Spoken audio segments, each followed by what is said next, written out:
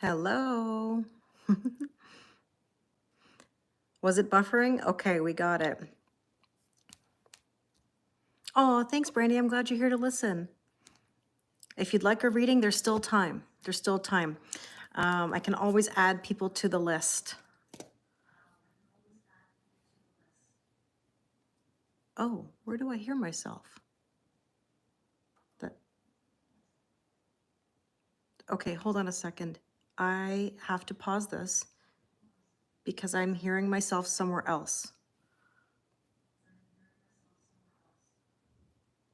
Let me see if I can pause this.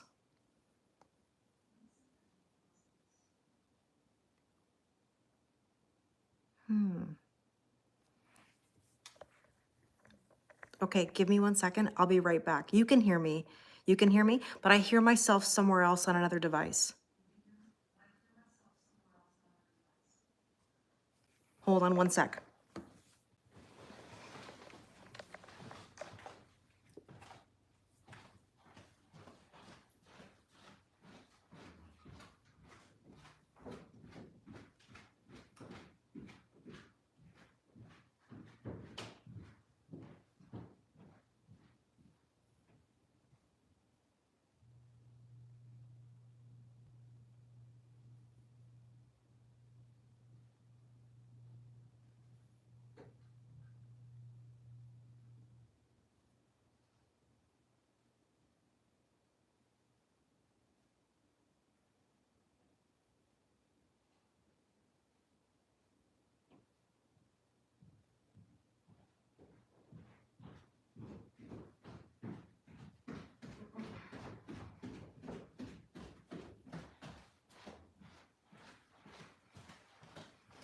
Okay.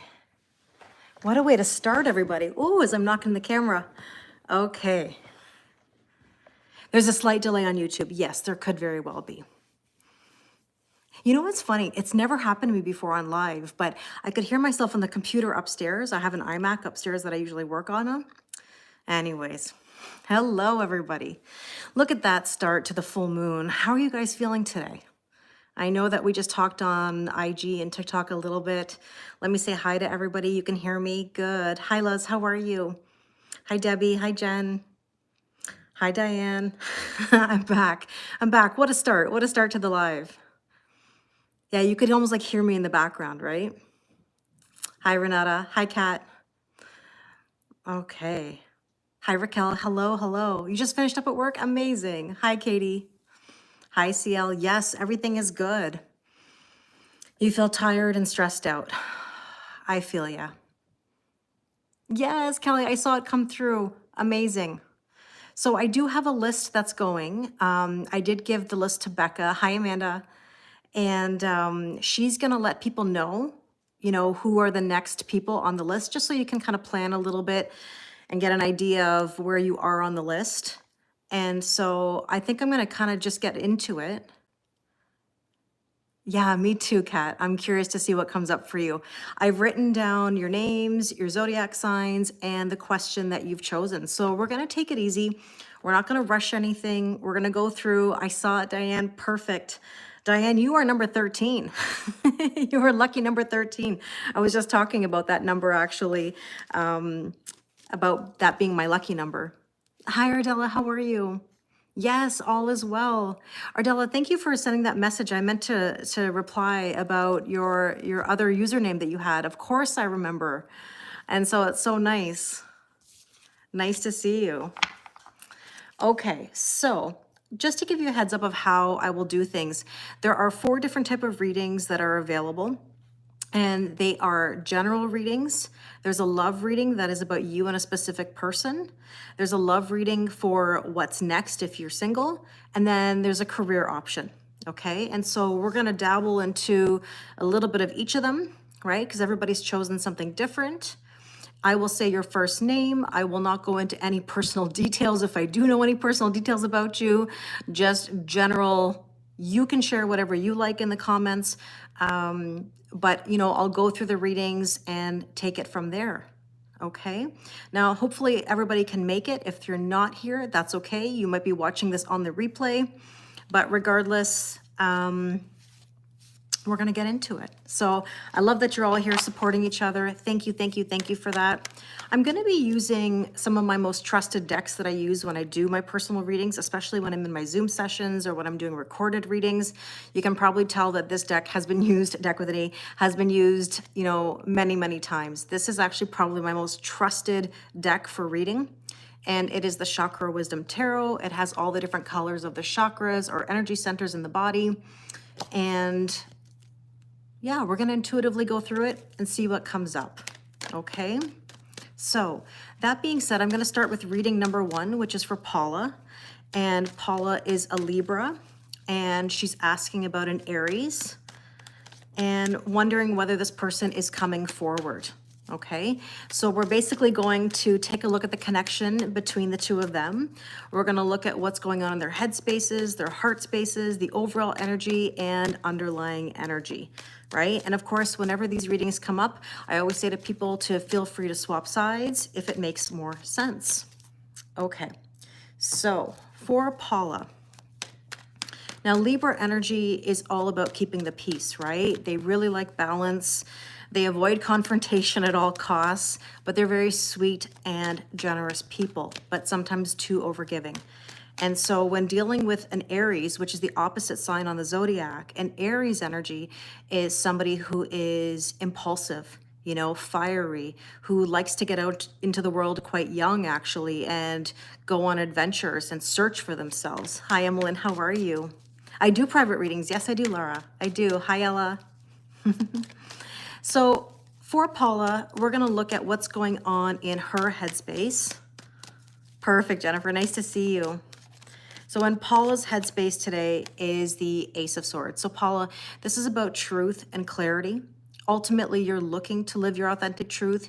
You're looking for information that can help guide you forward in this connection. And with that is the Four of Cups. Now, the Four of Cups is all about possibly overanalyzing to the point of missing out on an opportunity. So my advice from a headspace point of view would be not to overthink everything. And I saw this come through in a reading I did earlier today. And it was the Eight of Swords, the illusion of mental entrapment, overthinking, right? Keeping ourselves stuck. This can be an energy that says, I'm ruminating, I'm overthinking it. And I think it's because really what you're looking for is you're looking for some clarity or you're looking for some truth. Now, with that energy in the headspace, Paula, we have the Princess of Cups, which is Page of Cups, which means believing that anything can happen. It means letting go of any outcomes, seeing what comes your way, going with the flow of energy. It could be the early stages of something new emotionally. I would almost describe it as like riding the wave, if that makes sense. So I got Pandy confirming in the background. You can hear her playing.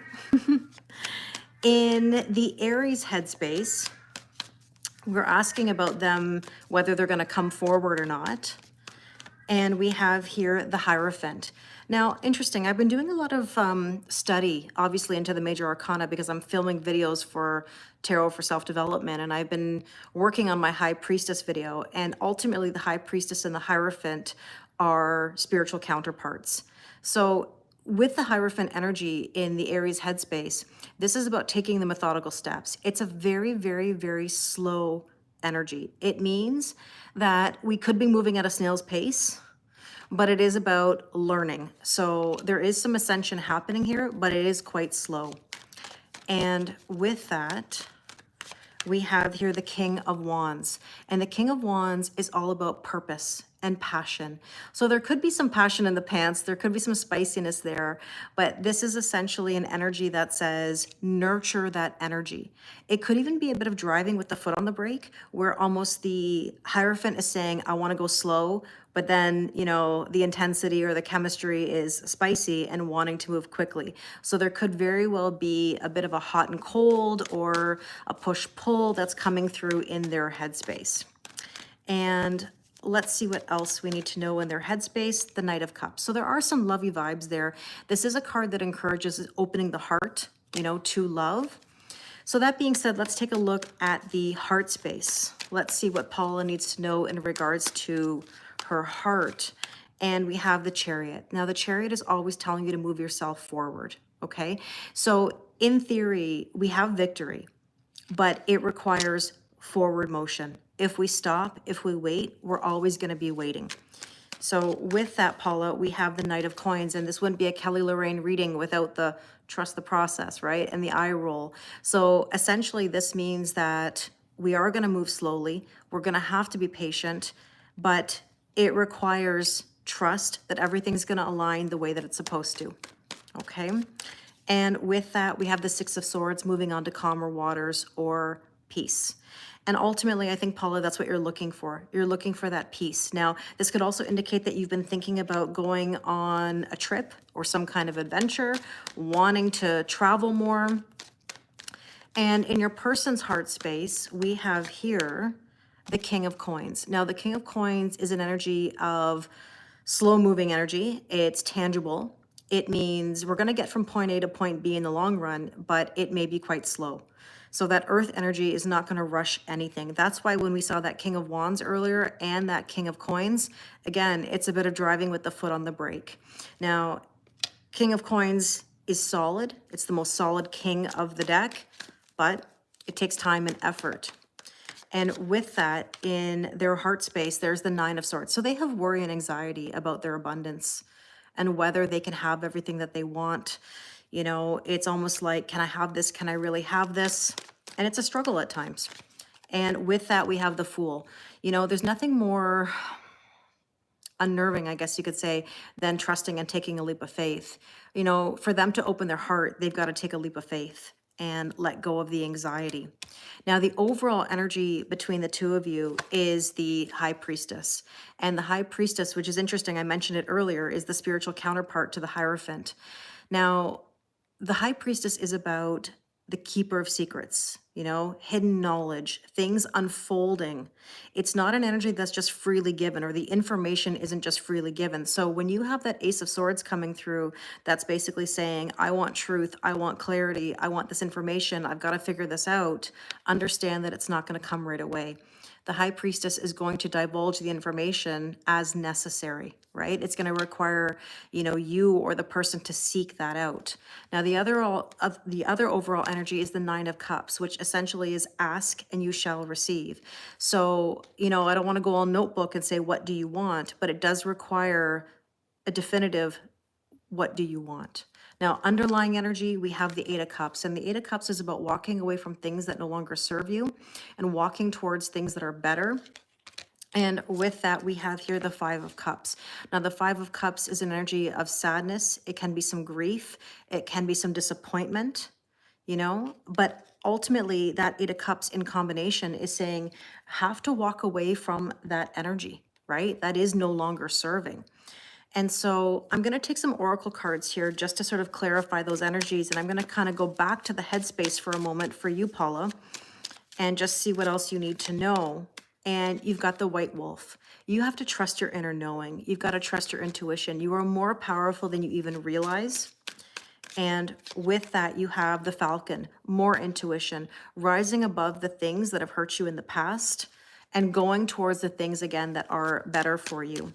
And here's the Wolverine. If you feel like you're in a bit of a power struggle lately where you're like, should I, shouldn't I? Kind of like mirroring your person, actually. I think you're both doing a bit of the should I, shouldn't I, just maybe in different ways. And in your Aries headspace, we have here the magnifying glass. They're trying to figure things out. I think you're both also trying to get clarity. I mean, you had the Ace of Swords in your headspace. Your person's got the magnifying glass. Essentially, it is saying we're trying to figure things out. And there's the Woman card. That ultimately could be you in their headspace. It also could indicate that maybe they're in a bit of a feminine energy, which means that they have to learn to take action and make some moves, right? And with that, we have the Swans, which is love. You know, this is a twin flame, soulmate, divine love kind of card. So ultimately, there are feelings there. I don't think that's ever a doubt in these connections. But in your heart space, you've got to enjoy the present moment. This is the thing, right? We can't be living in an old story. We have to live in the present. And also it says lift out of negativity. If there's any negativity going on or negative thinking, again, Eight of Swords, illusion of mental entrapment, or that, you know, that card earlier that I said, you know, you're overthinking it and missing opportunities. You have to let go of anything that could be causing any negative thoughts, right? And with that, we have the death card, death and rebirth, total transformation. You are going through a major transformation and change. And with that, the ladybug says, good health, good fortune, and abundance. It's really about balance, right? So in your person's heart space with this oracle deck, we have the man. Now, interesting, we had the feminine energy and the masculine energy here. So in the heart, this is about wanting to take action. So you're asking, will they come forward? They probably will. The issue is going to be whether they're coming correct, or, you know, whether they have the anxiety and the worry that's been holding them back in the past. And with that, we have the rainbow, which is lovely, but also a reminder of perfect timing. And you know what's interesting? Look what's at the bottom of the deck here, just as I was holding this up. There's the clock. The clock is all about timing, and so is the rainbow. There is no perfect timing. It's whenever it aligns. And rainbows are reminiscent, of course, of healing. And so I should remind you, as above, so below. Whatever's being reflected on the inside, you know, is going to be reflected on the outside. So if your person has been working through it and they're willing to take a leap of faith, then there's a good chance of something shifting there. There's the clock card, right? Let me take one more. Let me just push that a little bit. And there's the Leo energy, full moon in Leo, first reading, strength and courage to push everything forward. So looking at the overall energy on the deck, something is brewing, okay? But I always say, take what you've learned from the past, apply it to the present so you can have a better future. And there's the world card. Something has to complete in order to go to the next level. Underlying energy, there's the stars, wishes, blessings, healing, right? So there's an underlying energy of healing and things are fluid. I would say ride that wave, okay? And for one last piece of guidance before I finish, I'm going to look at a Moonology card just because we're in this full moon in Leo energy. And we have here the end of a tough cycle approaches. So there's some confirmation that things are shifting and going to the next level. Paula, I really hope that that resonates with you. Please let me know when you have a chance. Thank you so much. And I wish you all very well. Okay, first reading is done. I'm gonna put my cards back to the side. How's everybody doing tonight? Let's take a little mini break in between for a second while I put my cards away. Oh, good, Paula. I'm so glad. I'm so glad. Any feedback you can give me will be great. Sorry, sometimes I can't read the comments, just so you guys know, because I'm in the moment and I'm reading cards, channeling things, and talking. So if I miss something, my apologies.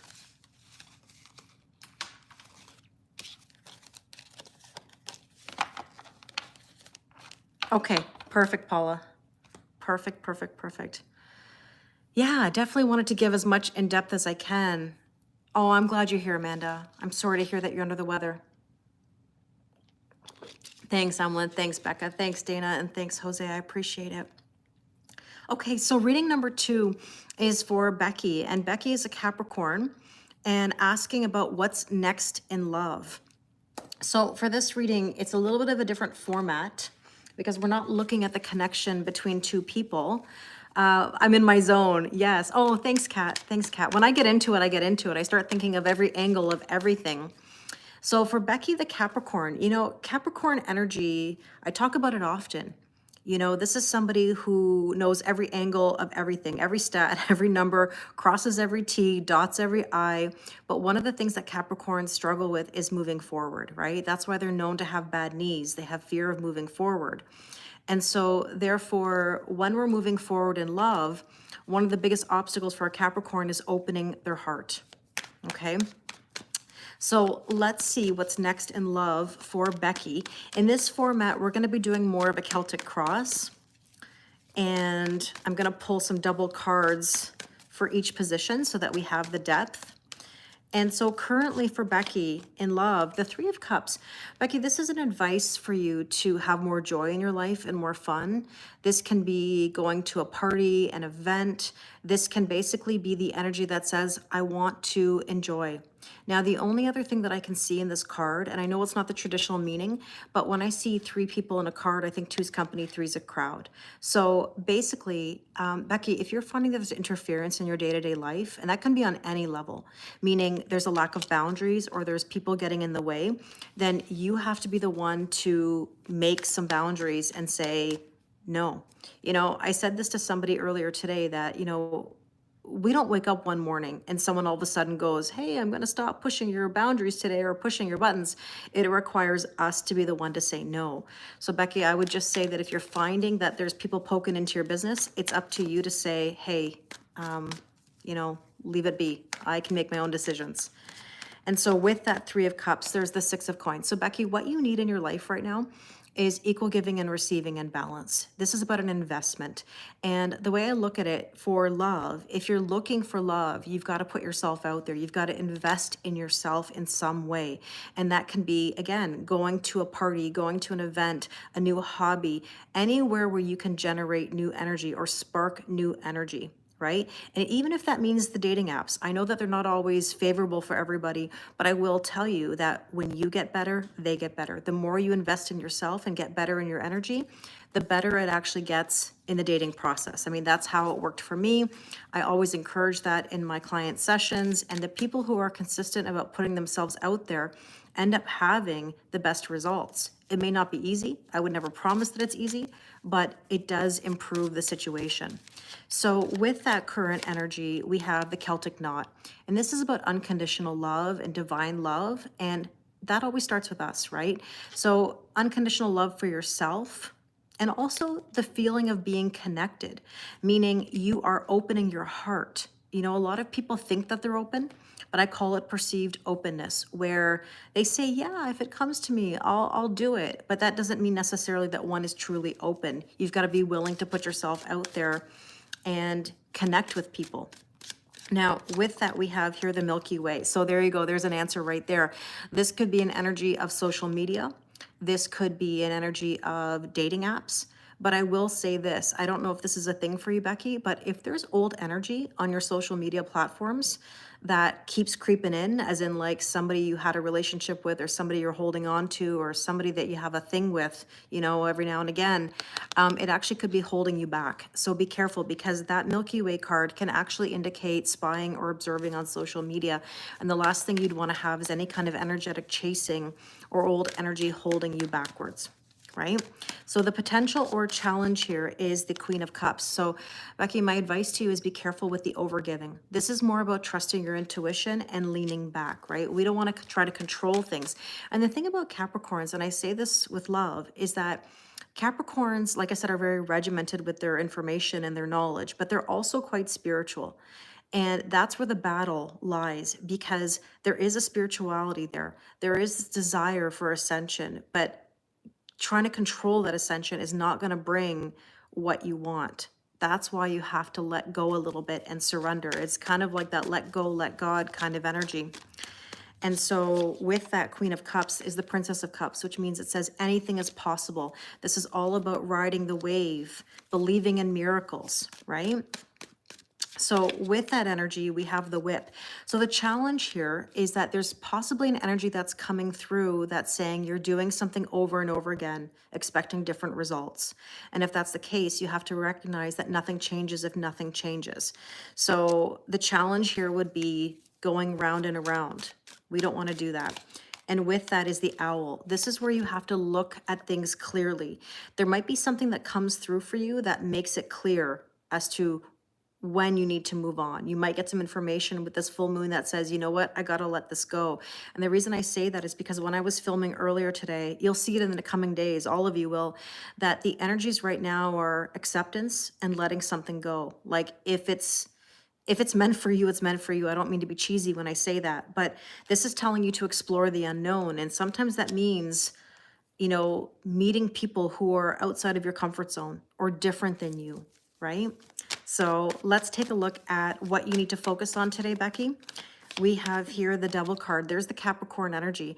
Now, that can simply just be you and saying focus on you because you are a Capricorn. Obviously, you're more than that because you have a chart with many different signs, but this can also tell you that you're being restricted by something. The double energy is restrictions, addictions, and codependency, generally just feeling chained and held back for whatever reason. And so you have to be mindful of anything that could be holding you back. Now, the Princess of Coins is all about studying and learning and getting better at something. Okay, so in other words here, this is saying to recognize where you're at, obviously where you've been, and to start thinking about what direction you want to go in. Now, with that, we have here the man card. So this does show a masculine energy in the future. And of course, when we say masculine and feminine energy, I mean, it's not about gender necessarily, right? But this really is about moving yourself forward. So there is a masculine energy. Now, as a side note, that Princess of Coins card or that Page of Coins can be an earth sign. You know, there's a possible earth sign energy coming in for you. I mean, you are an earth sign.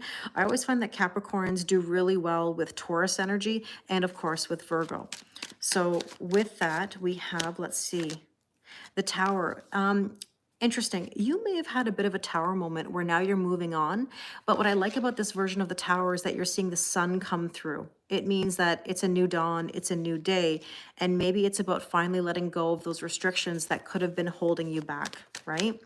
So the recent past for you, Becky, in regards to your love life is the Nine of Coins, where you've discovered that you've got to feel good in your own skin.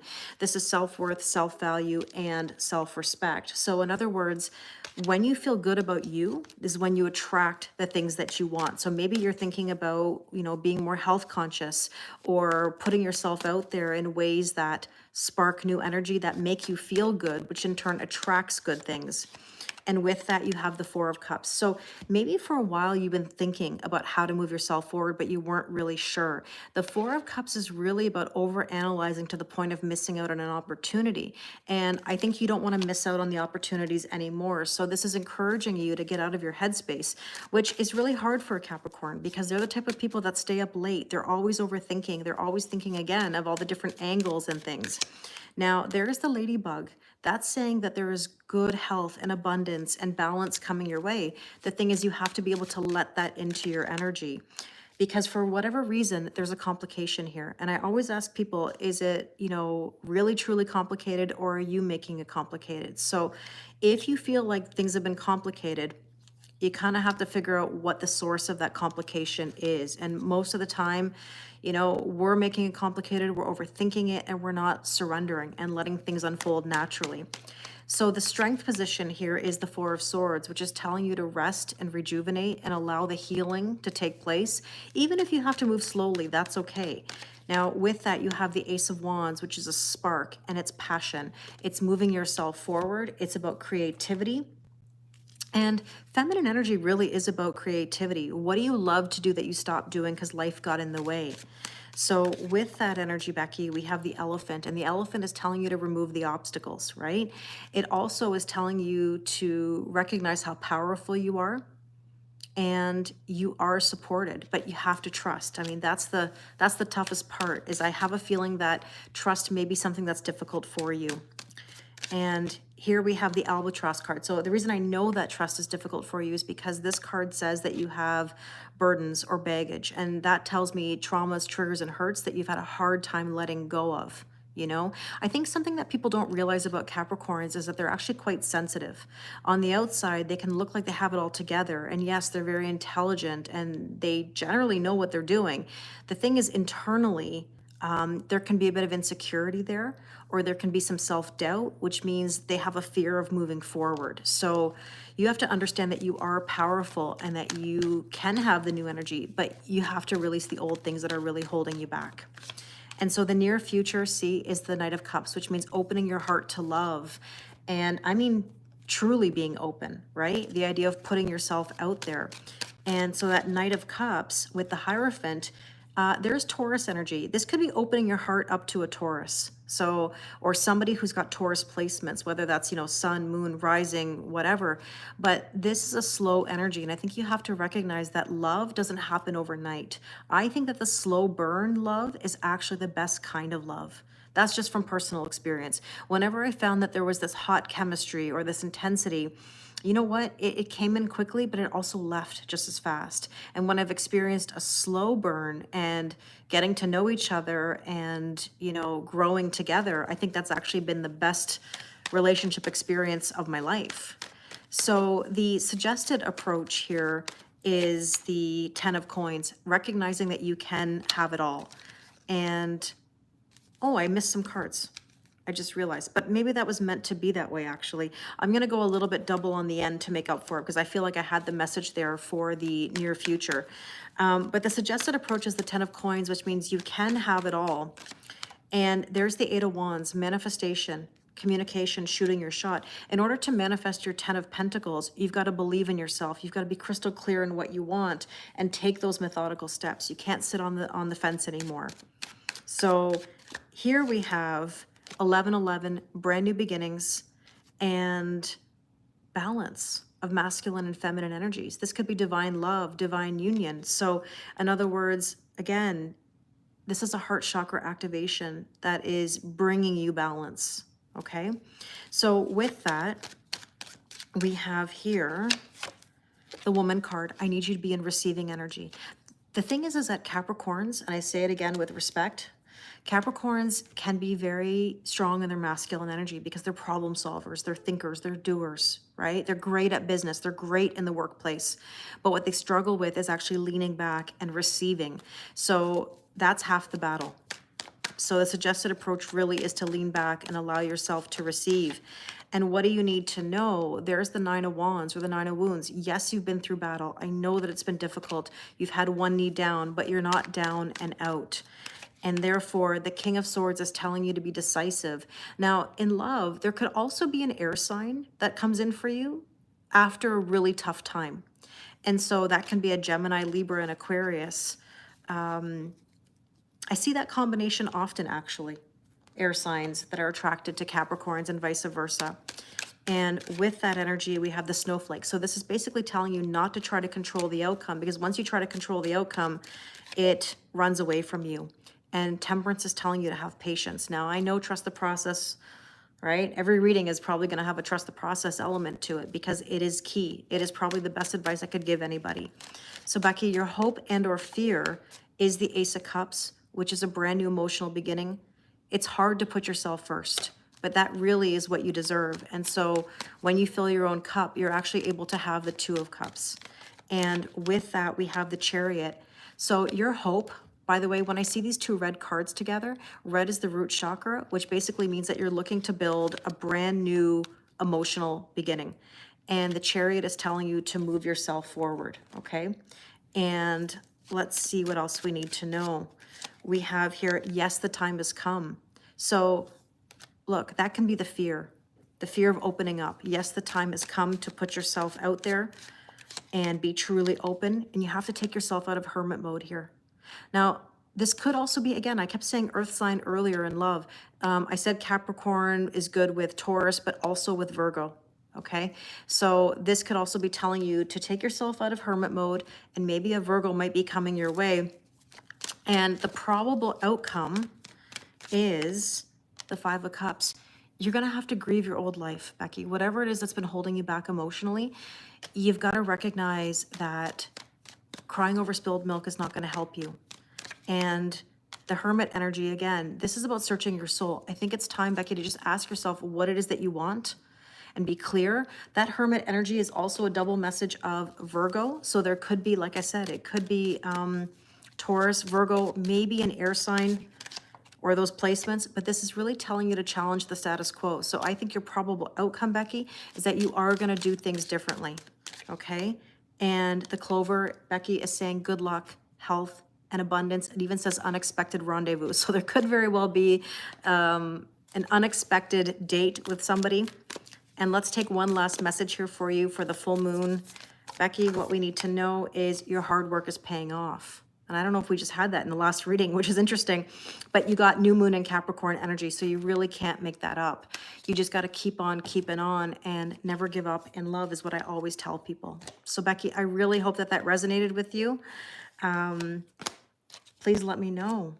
Love feedback. Okay, now that I'm in between readings, I can look at the comments again. You guys can probably tell how much I speak. I mean, I already speak a lot when I'm on live doing collective readings, but when I get into these readings, especially when I do recorded readings for people or one-on-ones, man, we get into some deep, deep conversations and talks.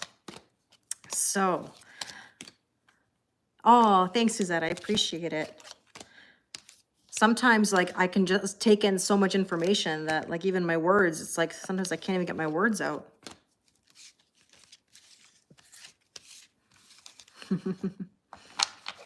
I get in the zone. I do, Emlyn. Yeah, when I'm into something, I focus, you know. I would love to be able to read all the comments. Hi Jolene, how are you?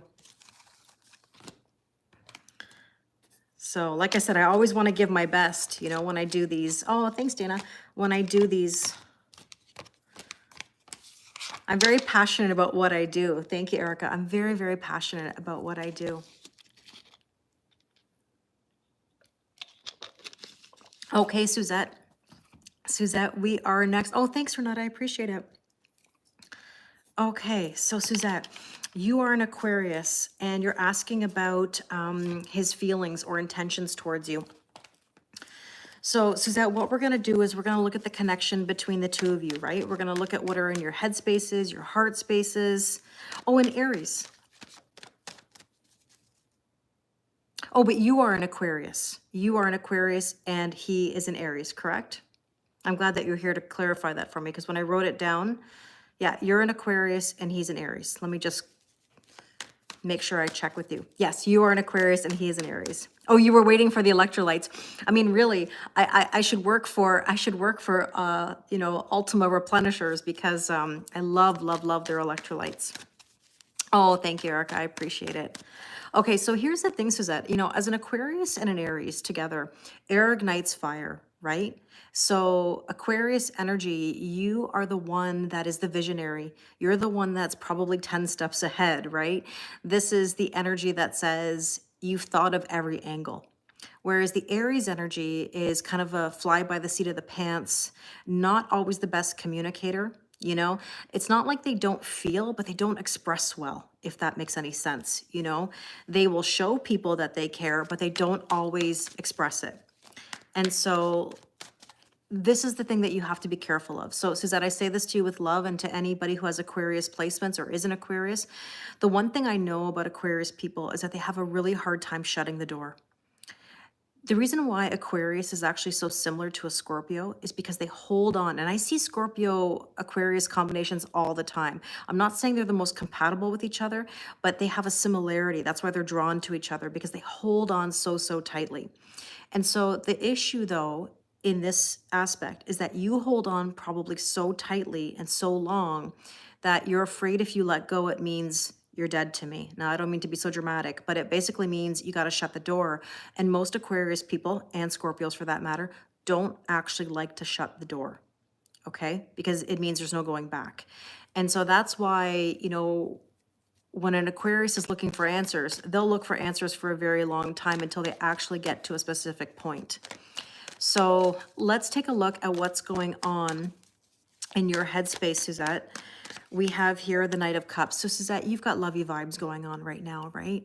I mean, this is about your heart. You are open to the idea of this love. You feel that love, but Suzette, you've been through a lot. I mean, the Nine of Wands or the Nine of Wounds means wounded warrior. Again, one knee down, but not down and out, right? So you've got to make some moves and keep going. Three of Coins means collaboration. I think the difficulty, and you can tell me if this is right or wrong for you, but it needs to be collaborative. Two people need to be on the same page. And I think sometimes when you're 10 steps ahead, it's really hard, right? Because you see something a certain way, but the other person isn't quite there yet. And of course, it doesn't mean that they don't have feelings. It's that their awareness or that their capabilities are not necessarily at the same level. And so it's really saying you want collaboration. You want to go to the next level. But again, it requires two people to be at the same spot. Now, in your person's headspace, Suzette, what the issue is that they need to make boundaries. They don't know how to make boundaries. They have to cut some things out that no longer serve them. At the same time, on a side note, this is Aquarius energy. So more than likely you are in their headspace. I don't think this is ever a doubt of whether they think about you or feel for you. It's about whether or not they're able to actually make the boundaries in their day to day. And with that, we have the Eight of Wands. Now, the Eight of Wands is communication and manifestation and shooting their shot. You know, I think that they absolutely have a fear of that. They want it, but here's the thing. They need to fill their own cup as well. You know, your person is coming from an empty cup.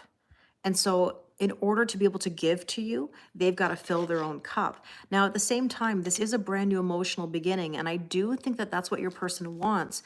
But again, they have to manifest that and they have to be willing to put themselves first in order to be able to give to someone else.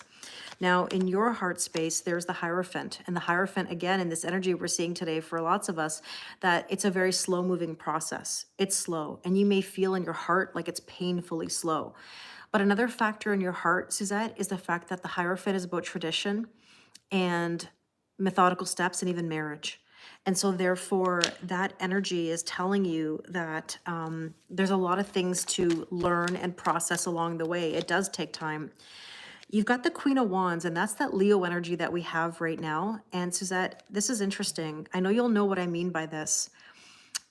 The Queen of Wands is Leo energy, strutting your stuff, putting yourself out there, being confident, but at the very same time, it can also mean another person in the mix.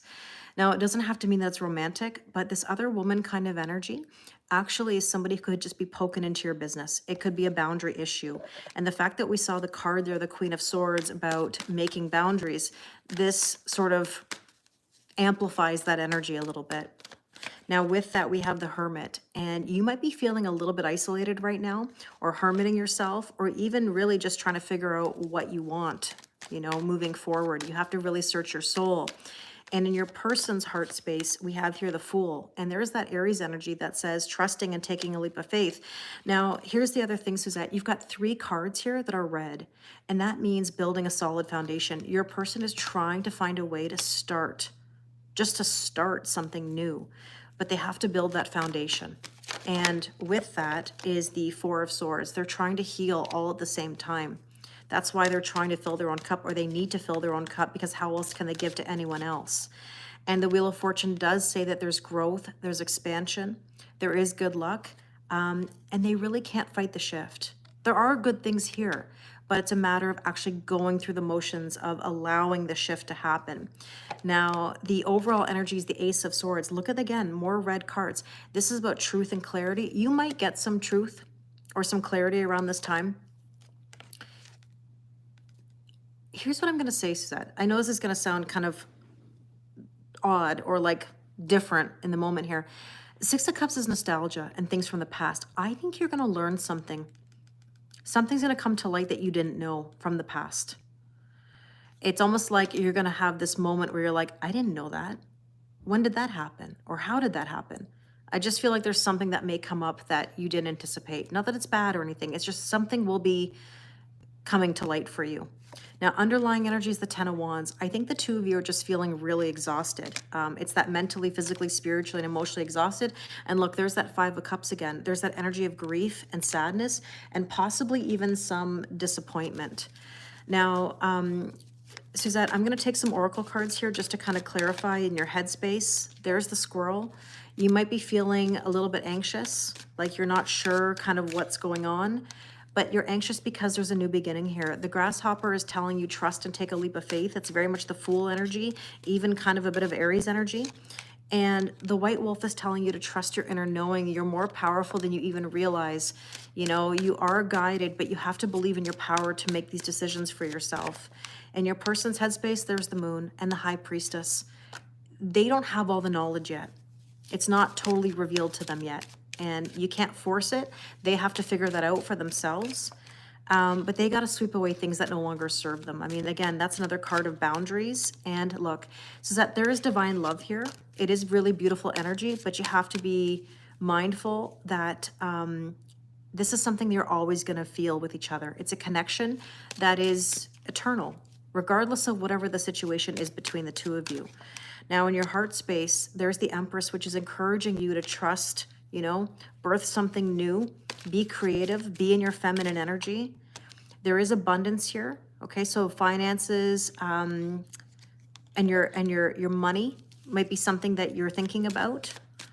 And with that, you have the mask. So, Suzette, there's something on your end in your heart that maybe you're not saying or you're not expressing, and it might be masked. And you need to kind of figure out how to find that self-expression. In your person's heart space, there's the diamond ring. That can indicate, of course, a commitment.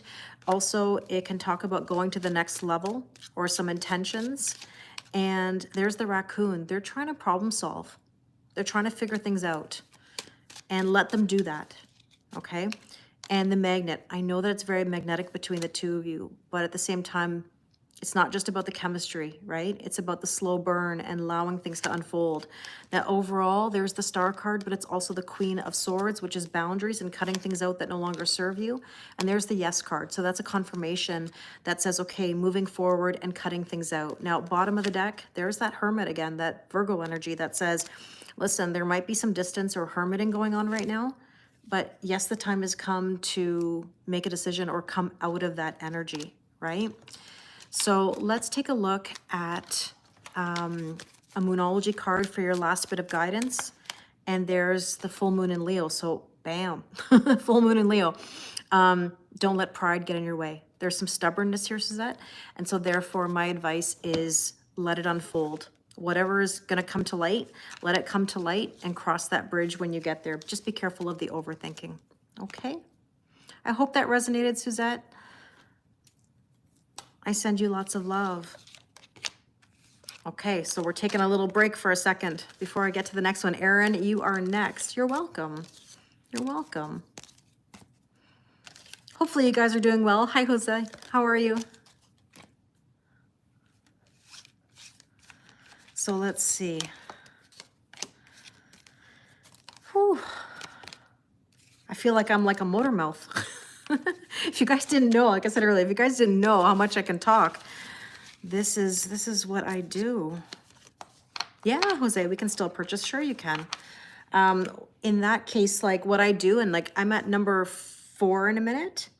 If anything comes through, then I will get a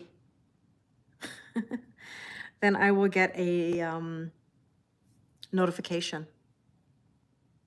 Hi, Tracy. How are you? Okay. Sorry, I had a little giggle because I saw a notification that kind of made me laugh. Nothing to do with any of you. It just was one of those things. Okay. Are we ready? So Erin, reading number 4. Erin, you are a Cancer and you're asking about a Leo and you're saying, or you're asking, are you making the right decision? Now, Erin, as a Cancer, very giving, very, very giving, over giving, like to the max. You know, Cancerian energy is actually very strong in the masculine energy where they're overgivers, overdoers, and problem solving. And, you know, they are represented by the moon, you know, which is the divine feminine or even the mother in astrology. But at the same time, you don't want to be someone's mother, right? You want to be their partner. And so therefore the overgiving can actually put you at a detriment. So please be careful with the overgiving. Leo energy, don't get me wrong, I love Leos, but Leos can be quite avoidant at times. And, you know, they can go hot and cold because they usually are dealing with things that are from long ago that tend to resurface. So from experience, I know that they can struggle in matters of the heart because really what tends to happen is if you have somebody who's strong in the masculine energy, for example, like the Cancerian energy, and you want your person to be in a masculine energy, then that polarity can't exist. Somebody's got to shift out of that masculine energy. And what's happening is when you're overgiving as a Cancer, more than likely you're in that masculine energy, which turns your person into their feminine energy. And the thing about Leos is by nature, Leos are ruled by the sun. It is the divine masculine. They're meant to be strong in that energy. That's why Leo women are very strong and they're overgiving. They're probably one of the most overgiving signs of the entire zodiac. And so therefore, if that polarity, you know, is not there, as in the balance of masculine and feminine, then you throw it off and it goes into the opposite. Okay, so let's take a look at what's going on between the two of you. Erin, we're going to look at what's going on in your headspace first. And we have the Devil card. Devil card is restrictions, addictions, and codependency. So basically, this is about you possibly holding yourself back, feeling restricted. And with that, you have the Hierophant. Again, we're seeing the Hierophant card. Look, this is about slow movement. So Erin, you are making strides, like you are moving forward. But the thing is that it's very slow. And then at times you're being pulled backwards. So you've got to be careful of that. But are you making the right decision? Yes. Yes. You're slowly getting there. You know, you're moving through your restrictions. And with that, we have the Eight of Wands. Eight of Wands is manifestation and communication. I think what it comes down to, Erin, is you have to ask yourself, what is it you actually want, you know, and work towards it. Now, in your person's headspace, we have the Ace of Coins, which is a tangible new beginning. This is new home, new job, new relationship. It's about investing in themselves. They've got to feel good about themselves, okay? And the Eight of Swords, they're overthinking a lot of things. I think they're dealing with a lot of things outside of you, you know? So let's see what else we need to know. We have the Four of Wands, which is 1111, which is spiritual ascension. I think they're in the process of something new, just based on the fact that the Four of Wands and the Ace of Coins or Pentacles came out. They're trying to manifest that new beginning. And so in your heart space, this is my whole point, Erin. The Queen of Cups is about overgiving. You have to be really careful with that. You have to lean yourself back. You have to trust your intuition more. And you're asking, am I making the right decision? You are. You just have to really trust yourself. Okay. And let's see the Three of Cups. So what I said earlier in the previous reading that I did, you know, Three of Cups is about celebration and joy. Erin, you need more love in your life, more celebration, more happiness. But it's one thing to ask for it, another thing to allow it. And on top of that, there's some sort of interference, right? Two's company, three's a crowd. So it's not just, you know, the two of you. There's this outside influence, and you've got to work through that, you know? And with it, you have the Three of Wands. Now, 3 could be an angel number that you're seeing. Now, Three of Wands says that you're sitting on the sideline, Erin, and you might be saying, I'll do it tomorrow, next week, next month, next year. As long as you're making the methodical steps that we talked about earlier, you're going in the right direction. But it's a reminder to you to always make your moves. Now, in your person's heart space, we have here the Lovers. I know that there's a deep connection between the two of you. I don't think there's any doubt about that. But with that, we have here the Six of Coins. It has to be balanced. It has to be reciprocated. And if you're not feeling that it's reciprocated, or they're not willing to give, then yeah, you're making the right decision, okay? And there's the Ten of Cups. I think they're trying to find their happiness in whatever way that is for them.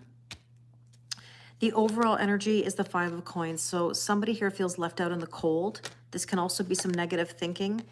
And the Eight of Coins does say that there is work to do. Now, the underlying energy is the Seven of Cups. Seven of Cups is a bit of illusion. It can be very vivid dreams, but it can also indicate that someone's not making a decision. There are 7 cups that can be chosen from, and it's almost like somebody's saying, I don't know, right? And not making a decision is making that decision. And there you go. Somebody's holding back from making the final decision. So 4 of Coins can be all or nothing, extremes of giving your time, your love, or your money. So let's take a look at the headspace here with the Oracle cards, Erin. We have the Water card. Emotions are running high for you, okay? I mean, as a Cancer, that is usually the case, right? Quite emotional. But this is saying, yes, the time has come. And so again, with regards to the decision, are you making the right decision? Well, the time has come. And the Wolverine, see, look, there's the power struggle back and forth. You have to be very careful. You have to be very careful, because if you're going back and forth, should I, shouldn't I, should I, shouldn't I, should I, shouldn't I, or you're in confusion, you're always going to be in confusion. I'm confused, I'm confused, I'm confused, brings you more, I'm confused. I don't know, I don't know, I don't know, brings you more, I don't know. So in your person's headspace, there's the Lion. This is all about being heart-centered. You know, I think also self-esteem might be a factor here for your person. So you've got to be very careful with that. They have to feel good about themselves. They need to be in the masculine energy. They have to believe in themselves. And that's something they struggle with. So there is energy here that is developing for them. But again, there's no timeline on that, because we can't determine when they will figure out their self-esteem. right? In your heart space, there's the house. So there's matters of the home that are involved here. You've got to sort of figure out where things belong, if that makes sense. And with that, we have the clover. This is about good luck and abundance. And with that, we have here the tree. So Erin, you've got to be grounded and you've got to recognize your personal growth and evolution here. Okay, you are evolving and you've obviously got to connect to your spiritual side more and more in order to make those moves. Now, in your person's heart space, they're worried about some things, worried about their happiness. There might be some communication that is important between the two of you, matters of the home even.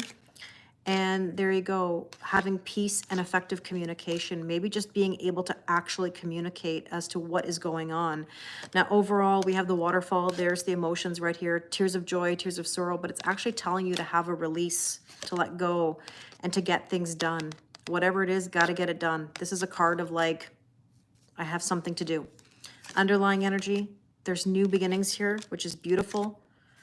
But it does feel like you're at a distance. Okay, or there's a little bit too much isolation. It's telling you to put yourself out there more. And so basically, this is the last message, the Moonology card. Your dreams need a practical plan. Not necessarily a plan, but you've got to set some intentions, okay? And that Taurus energy, again, slow, but it can be really, really, really nice. Okay? So Erin, I really hope that that resonates with you. I know that you said you might be driving while this reading is happening. I hope that you're safe. And that this resonated with you. So, how's everybody? in between, and I can have my moments here of chat.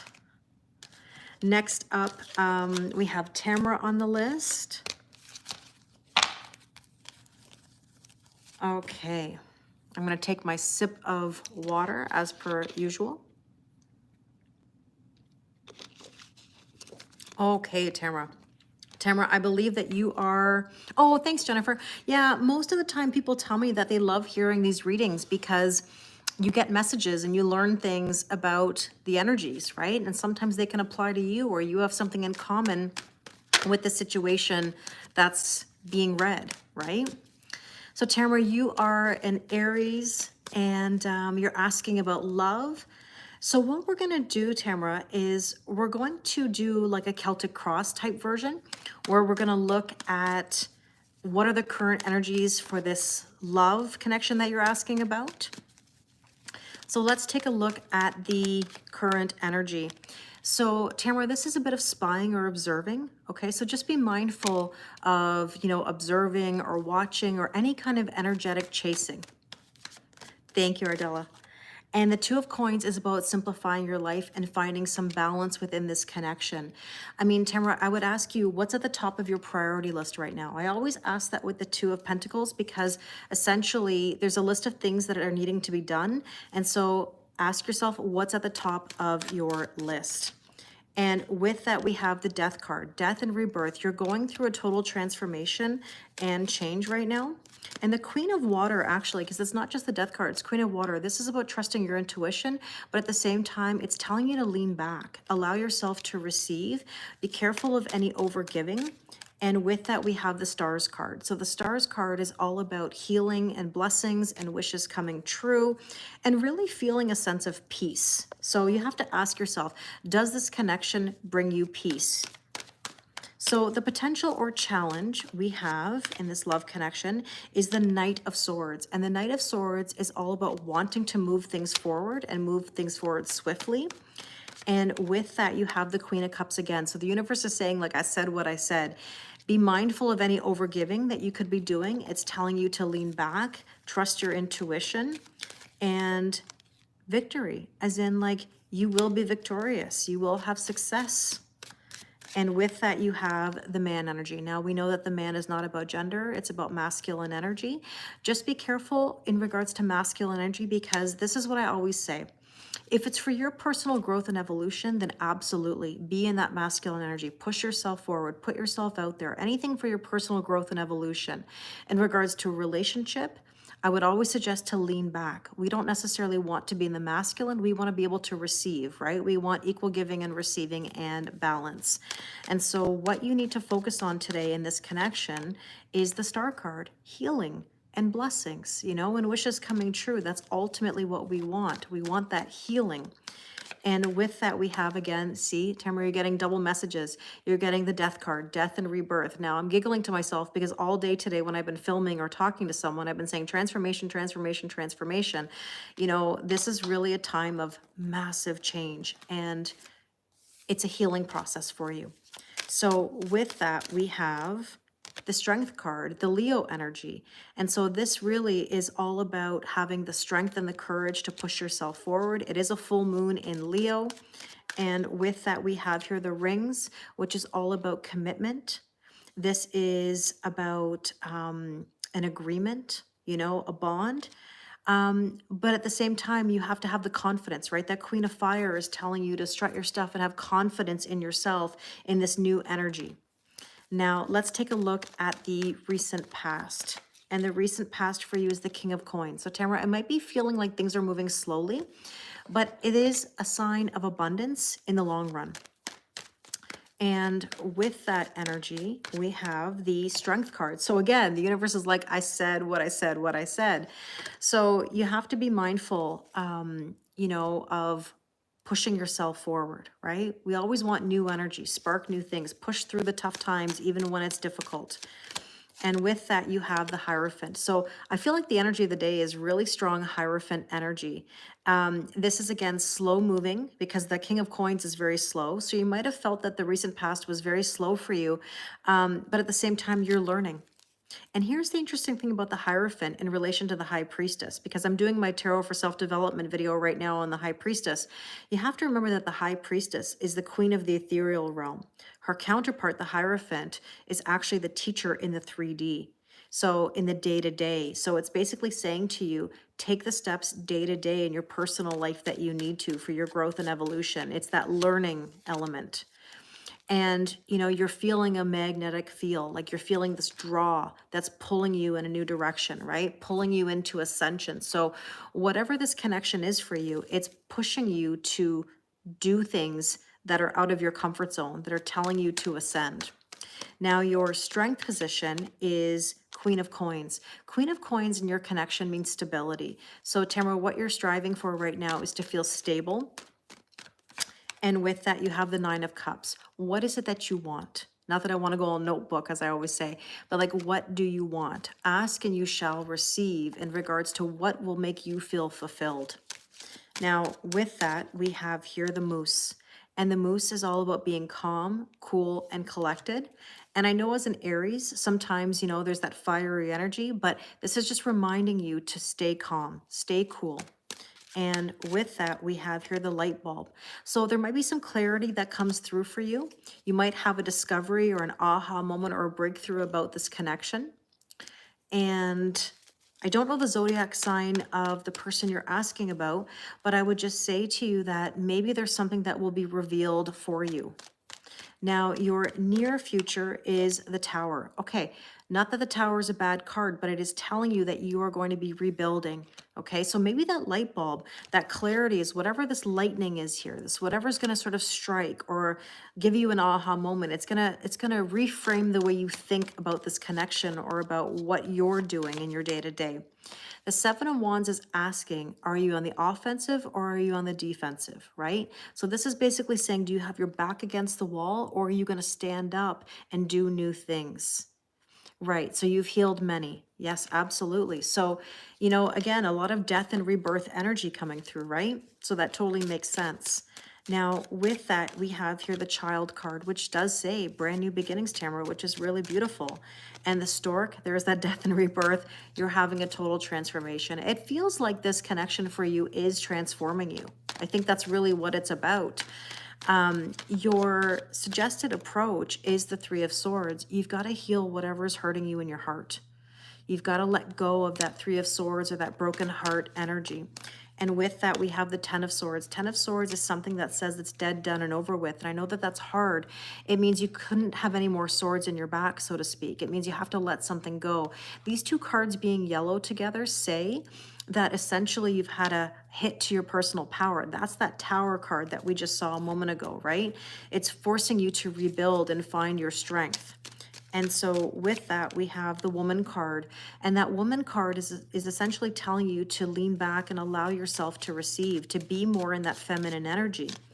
And the clouds, you might be overthinking it all. So you've got to be very careful with where your headspace goes, how often you're overthinking it, or what you're thinking about specifically. Now, what do you need to know? There's the Aries energy. That's that Fool's energy that says trust and take a leap of faith. You have brand new beginnings. I mean, you're getting very strong death, rebirth, brand new energy. The Knight of Wands is some pip energy. Yes, passion in the pants, but it also says that things ride in, you know, quickly, and they can also leave just as fast. So your motivation or the connection needs to stay a little bit more balanced.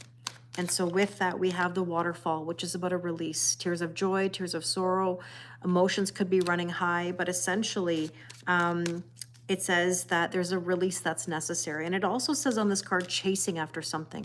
You know, again, be careful that there's no chasing. And so with that, we have here the heart. And it's saying, you know, I always ask when I see this card, is the heart light on, right? And so, you know, do you feel fulfilled? Is there love and romance? Is this your heart's desire? Is this what is fulfilling you? And so therefore we have the hope and or fear, which is the shift. So, you know, is there a fighting of the shift? And so therefore the Wheel of Fortune is growth, expansion, and good luck. And so with that, the Eight of Swords is overthinking it. So be very careful with any kind of overthinking. And so therefore we have the World, completion of a cycle. That may be the fear of an old cycle ending or letting something go. And the Anchor says things could be feeling a little bit stuck, but at the same time, it could be that you're hoping for stability.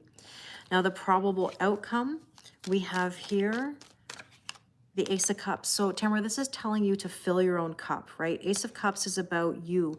It's a brand new emotional beginning. Do you feel fulfilled? Do you have a cup that feels full? The Sun is a yes card, the happiest card in the deck. It's telling you to move forward. And with that, we have the Ladybug card. This is all about good luck and health and wishes coming true. And the Raccoon is about creativity. It's about being in that sort of adaptive energy, that curious energy for new energy to come your way. And so our last bit of guidance, oh, here's Pandy. Hi, Pandy. The last bit of guidance for you, Tamara, with the Moonology card is, let's see. Okay, Pandy, I love you, but we can't do this right now. Pandy. Let's see. Last one is nothing will come of this situation. So Tamara, what this card means is not necessarily that nothing will happen. It's really just saying worrying will do nothing for your current situation. So I really hope that that resonates with you. And thank you so much. Okay, everybody. Yeah, Sarah, I can still take readings at this point. I think it was Abdullah. I just saw it out of the corner of my eye. You paid Super Chat for the question. So the thing is, Abdullah, is that I don't know how much you paid, and I don't know, these are not meant to be Super Chat readings necessarily. You know, I appreciate the Super Chat. I can maybe pull something for you, but we have a list of people at the moment. Yeah, Pandy charges for extra for appearances. So these are meant to be, and it was on the thumbnail for the live. I've been advertising that these are meant to be in-depth readings with a list. Okay, Pandy.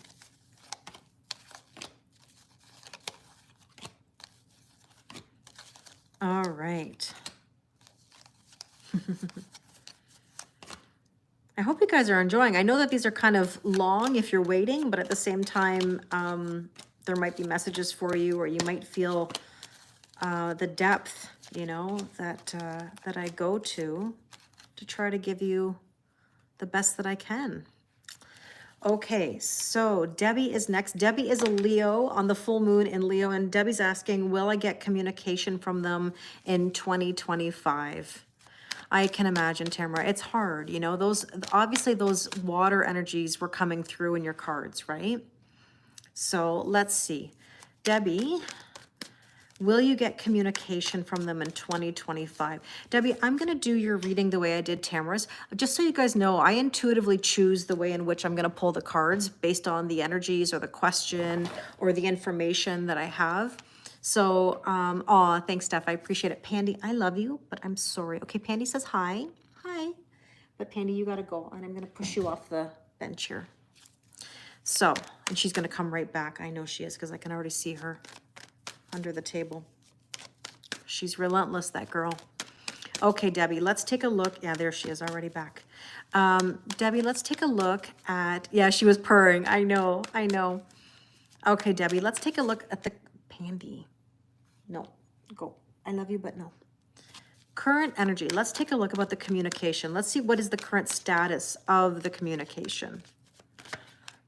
Queen of Coins. Okay, so Debbie, you're looking for stability right now. You might even be thinking about your finances, and I know that you're asking about love, but for whatever reason, I actually feel like there's something here on a financial level that's coming into your energy. And the Seven of Coins. So Debbie, here's the thing about communication, or asking about communication. Not that there's anything wrong with your question, but this is the Seven of Pentacles. And the Seven of Pentacles means that things are not going to harvest overnight. They will in due time. You don't get flowers, you know, tomorrow, or fruit on the trees. We can't go busting out the miracle grow, I always love to say, or getting a wheelbarrow of manure. We have to allow things to unfold naturally, which is so hard for people. So it's basically like the garden of life, right? We don't know what's going on underneath the surface. We don't see the roots, you know, from underground, but it does mean that things are developing. But essentially what you're doing right now is you are striving for your stability. Okay, Pandy, you gotta go. Hate to do that to her, but she's gotta go. And she's coming back already. Okay. So with that, we have here the Falcon. So interesting.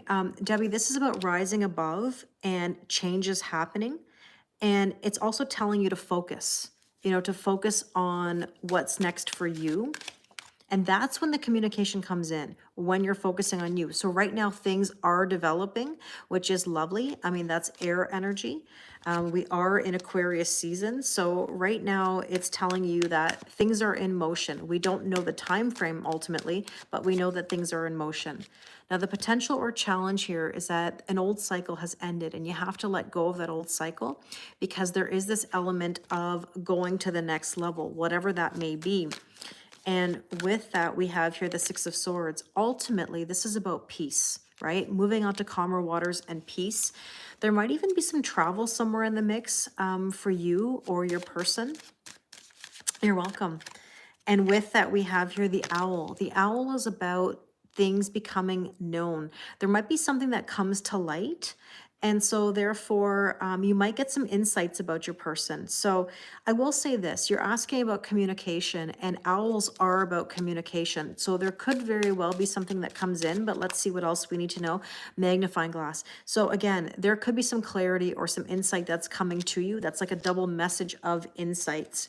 Now, what should you focus on today? In regards to that communication, the Two of Wands. Debbie, this is all about leaving your comfort zone, putting yourself out there, right? This is telling you, even again, travel. Six of Swords and Two of Wands can indicate travel. Okay, so let's see what else. Oops, I picked up the wrong deck, but is it ever the wrong deck? Let's see, the Nine of Cups. Okay, so Debbie, I'm going to make a point about something. You know how I've mentioned in earlier readings, if you've watched, that when I see, you know, yellow cards or red cards together, these two cards are orange, which is the sacral chakra and Venus, which is self-worth, self-value, and self-respect. And so therefore, what this is telling you, Debbie, is to focus on you and your well-being, because when you're focusing on you, that's when everybody wants a piece. That's when everybody wants to communicate. That's when everybody wants to talk. So in other words, when you're feeling good, when you're putting yourself first, all of a sudden you get the information that you're wanting, okay? Or at least the communication. Now, with that is the fireworks and chemistry. I definitely know that there is a chemistry there between the two of you. There is a lot of, you know, passionate vibes or spicy vibes. And there is a bond between the two of you. It's a very strong bond. I get it. There's almost like a trust between the two of you, if that makes sense. Yet it can be scary all at the same time. And that could be why you don't get the communication, or you haven't been getting the communication. They have to work through that fear.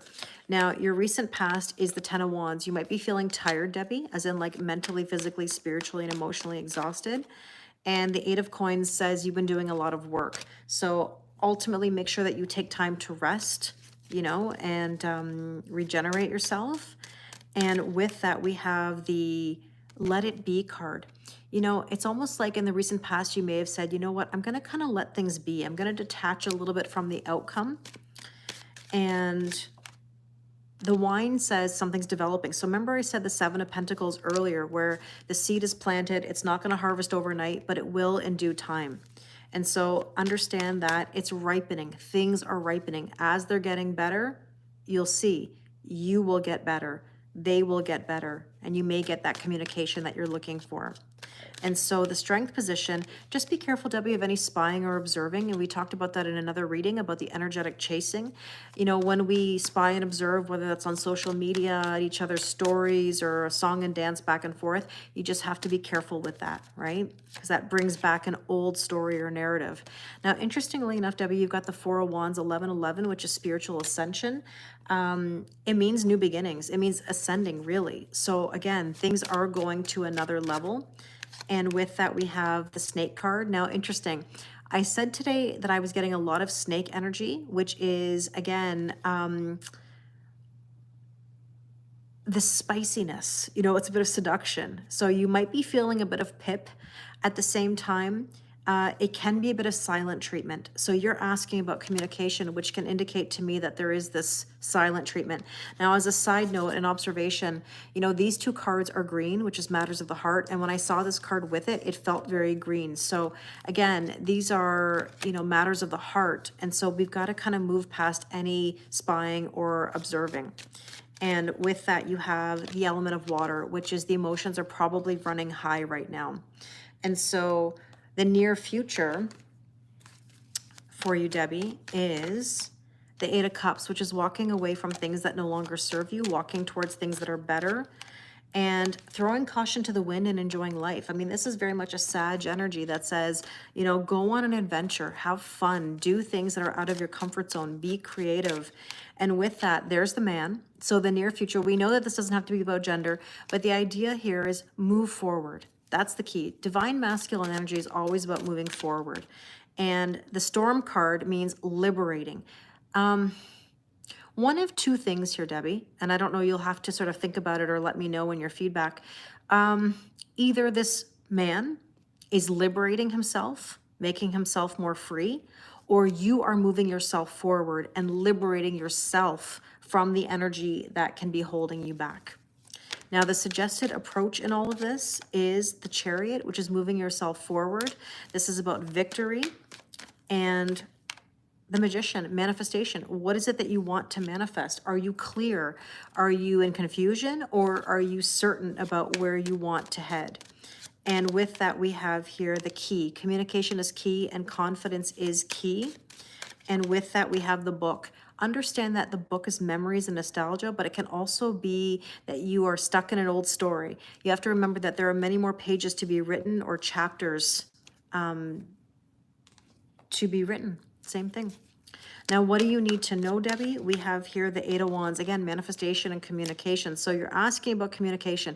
If you want that communication to come in, the way to manifest it is to be in your best energy, to shoot your own shot in your own day-to-day.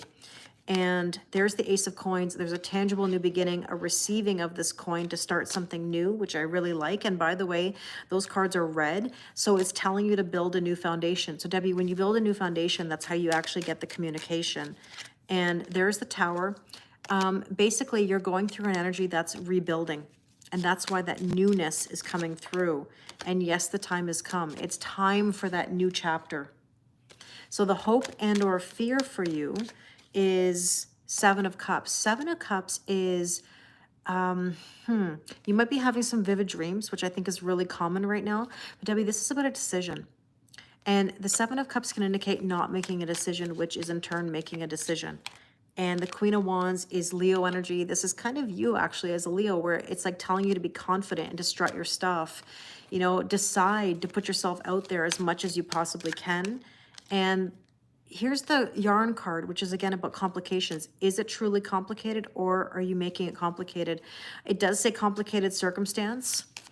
And we don't want complications. So it's telling you to decide to be away from that energy.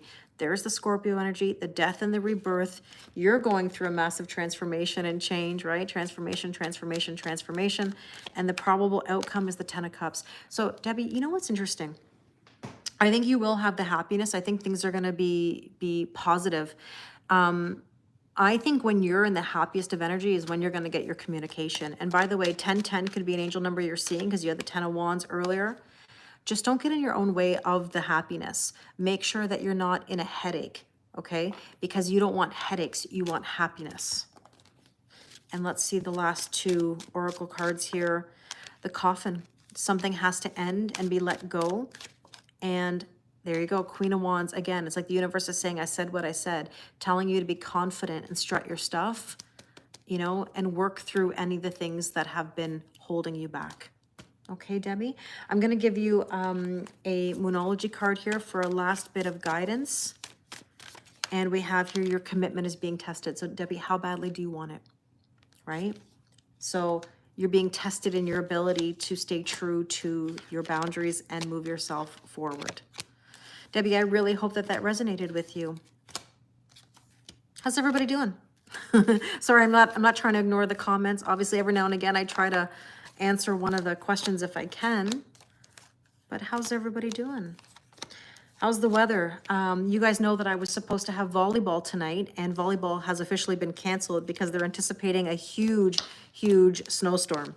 And now it's already starting to snow. So it's, oh boy, it's going to be an interesting one tonight. So I'm not in any rush tonight. I will be here for a while. I appreciate you guys being here with me. You're in awe, Laura? You're feeling good? And thank you to my moderators. You guys honestly are so kind and helpful to me. It means the world to me. It's snowing where you are? Oh, good, Jen, I'm glad. Okay. You're in London? Are you in London, England, or London, Ontario? Oh, thanks, Carrie. You know, this is fun. It's something different than what I normally do. And if you guys like me doing this, I can do it more often, maybe like once a month, you know, or every few weeks. Now, Kim is next on our list, and Kim is an Aries and asking about career. Now, I love talking about Aries in regards to career because, oh, be careful driving home, Jose. Oh, snow, freezing rain. Yes, yes, yes. The thing about Aries in career is that they're very, very good at what they do. You know, Aries are the type of people who can keep up with anybody, you know, especially in a business sense. They're really into real estate, into business, into finance. They really, really know their stuff. But here's where they struggle. They struggle with the masculine energy because as much as they're really intelligent and good at what they do, they tend to be such problem solvers that they overdo. And then in their personal lives, they struggle. They almost have a difficult time differentiating between their work and their personal life. And so we want there to be a distinct difference where, you know, Kim, in your personal life, that you're able to lean back. And so the thing about Aries energy in regards to career, you might be feeling very motivated, but you have to be careful that you're not trying to push it too hard. And here's the other thing. I don't know if this has anything to do with a promotion or going to the next level, but let me give you a quick piece of advice. Oh, good, Debbie, I'm glad. Kim, sometimes in work, when we're really good at what we do and we go above and beyond, it actually hurts us from moving to the next level or getting a promotion. And you might be wondering, how is that possible? Because if I'm so good at what I do, why wouldn't I get promoted or recognized? Oftentimes when you're so good at what you do, they don't want to promote anybody because who's going to do your job now? And if you're promoted, it actually threatens the people above because they may not be doing their job. They may not be crossing their T's and dotting their I's, and it can make them look bad. So I always see this in regards to work, that you have to be balanced and do exactly what you're asked of. Don't try to overdo, because when you start overdoing, then you actually don't get what you want. So let's take a look at what you need to know about your career right now. And the Two of Coins is telling you to simplify your life. So you might be having a lot on your plate. And I would just ask you, what's at the top of the priority list? I think you're being sparked right now, 4 of Wands, 11, which means that you are in an energy that says you are ascending or you want to go to the next level. But like I said, you've got to be mindful about how you go about it. And the light bulb is, you know, clarity. So I think you will get a breakthrough or some sort of discovery about your career or what's next for you. But the moon says that you're worried about it. The moon can be worry and anxiety, but it's also telling you that you need to let go and surrender to what's next. Like you can't force it. You have to really allow it to unfold naturally. And your potential or your challenge is feeling good in your own skin, being confident in what you do, right? That's your self-worth, self-value, and self-respect. And the Nine of Wands says you've been through a lot. Now, I already see 3 orange cards here. And orange is Venus, the sacral chakra, self-worth, self-value, and self-respect. And something tells me that although you're very good at what you do and you have a lot of knowledge, deep down there is a belief system that maybe doubts your abilities in some way. And I think that's rooted in a childhood thing that could have been the way you were spoken to as a child or even in school. To me, there was a bit of misunderstanding somewhere. Maybe you were misunderstood, and I don't know if that resonates or not, but here we have the island. Right now, you might be feeling a little bit isolated or at a distance, you know, in your career, and there is interference somewhere. Somebody is poking into your business, and it doesn't feel good. It's almost like there's too many chefs in the kitchen that are in the mix, you know? So what you need to focus on today is a tangible new beginning. I don't know, Kim, if you're thinking about a new job or a new position, but this does indicate new because this can be new home, new job, new relationship. So essentially this is telling you to invest in something new or to the early stages of something new. And from a career perspective, I just want to share some advice that was given to me that always made me feel comfortable, and I pass it along. And of course, that is, how do you know something's not going to be the best thing that ever happened to you? Oftentimes in a workplace, we'll say, but what about if I go somewhere else? What if I don't like it? What if I don't like my new coworkers? What if I don't like this office or I don't like this environment? Well, how do you know it's not going to be the best thing that ever happened to you either, right? We don't know until we cross that bridge. And I picked up the wrong deck, but again, is it ever the wrong deck? That Ace of Coins, see, Ace of Coins, Ace of Cups. Kim, you have to do what's best for you. I feel like for whatever reason, you've been kind of ignoring your own self in this. That's why I asked you earlier, what's at the top of your priority list? You're wanting to build a new foundation, but I think you have some fear about what that looks like. And so with that, we have the Fool, see? Brand new beginnings, trusting and taking a leap of faith. And that also can be a bit of Aries energy or Uranus energy. Not that Aries is actually astrologically associated with the Fool, but in my mind, it kind of is. Just from my own intuition, because again, it's new beginnings. It's expect the unexpected. It's shaking things up a little bit. And see, there you go, the Child. I think you really have a brand new beginning here in your career, but I think you have to let go of the fear of what that looks like. Now, your recent past, you probably had a tower moment. So that means, you know, something has kind of rocked your world or hit your personal power. There's been a bit of spying or observing that maybe has felt a little bit uncomfortable. And there's also this need for you to make a decision. And I think that's been lingering for a while now. And the Empress card is telling you to birth a whole new cycle. So again, you've been feeling it, but that tower moment has been bringing you the new. And interesting, not that this has to be about romance, but the heart, like, is your heart in it? Whatever it is that you're wondering about in your career right now, you have to ask yourself, where is your heart in all of this? Are you passionate about what you do? You know, as a side note, you can probably tell how passionate I am about this. I love doing this. I love helping people. I love teaching. This is a passion of mine, right? So that's why I do it full force. So ask yourself, what are you passionate about? And is your heart in it?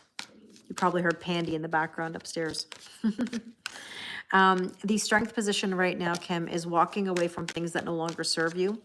And the Lovers is all about a decision. It doesn't have to be about love, but it can be Gemini energy, if that means anything to you. But I really think it's about deciding about what's in your heart. And with that, we have here the book. And the book is all about, again, a new chapter, but you've got to be careful that you're not living in an old story. And the Clover, there is good luck. There's something happy coming in here for you, a reward. But again, you have to make the decision in order to get there. So your near future is the Eight of Swords. You've got to get yourself out of the illusion of mental entrapment. Now, 8-8 can be an angel number that you're seeing. Princess of Wands is telling you to throw caution to the wind and enjoy life and stop trying to control the outcome. I know as an Aries, you like to know all your information and you're good at it, but it also doesn't help you when you're trying to control it. The archer is telling you to take aim, shoot your shot, and just allow things to unfold naturally. And there's the albatross. In order to let new energy in, you have to let go of the old baggage. So whatever the old hurts are, or misunderstanding, or something that really hurt you, you've got to learn to let that go. Feel it, whatever it is, but let it go. Suggested approach is the chariot. So the chariot is moving yourself forward towards your victory. Four of Swords is healing. So moving yourself forward towards that healing. And with that, we have the diamond ring, which is you going to the next level and setting intentions. What are your intentions career-wise? Something sudden may really come through, and this can be unexpected news about your job or career, but it can also be you cutting or releasing something, liberating yourself from whatever's been holding you back. So what do you need to know? We have the Six of Coins. Six of Coins is about investment and equal giving and receiving and balance. And the Death card is about a death and rebirth. So you are going through a transformation and change, which is ultimately bringing you balance. There's the tornado again, so liberation. So something is kind of tearing things up a little bit, and you're going to rise above. The Falcon is all about, you know, your skill and your ability to rebound. So there's something new coming for you. Hope and or fear, Two of Wands. Of course, it's leaving your comfort zone. Who likes to leave their comfort zone, right? But with that, you have the Three of Coins. There could be someone or something that offers you an upgrade to your current situation. So look out for those opportunities.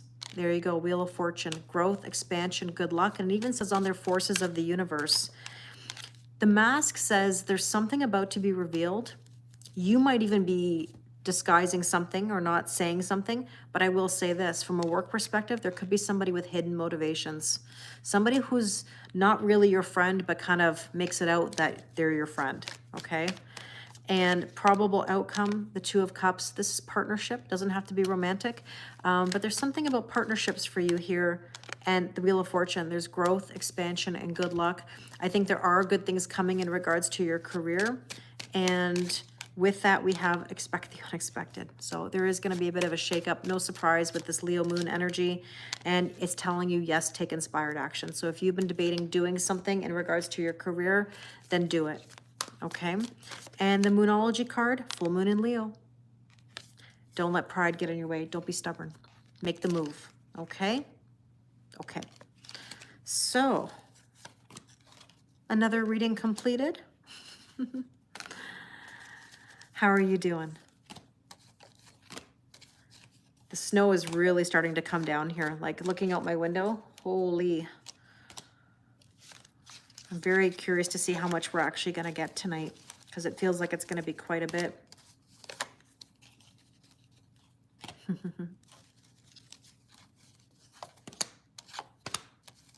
So let's see what else we need to know.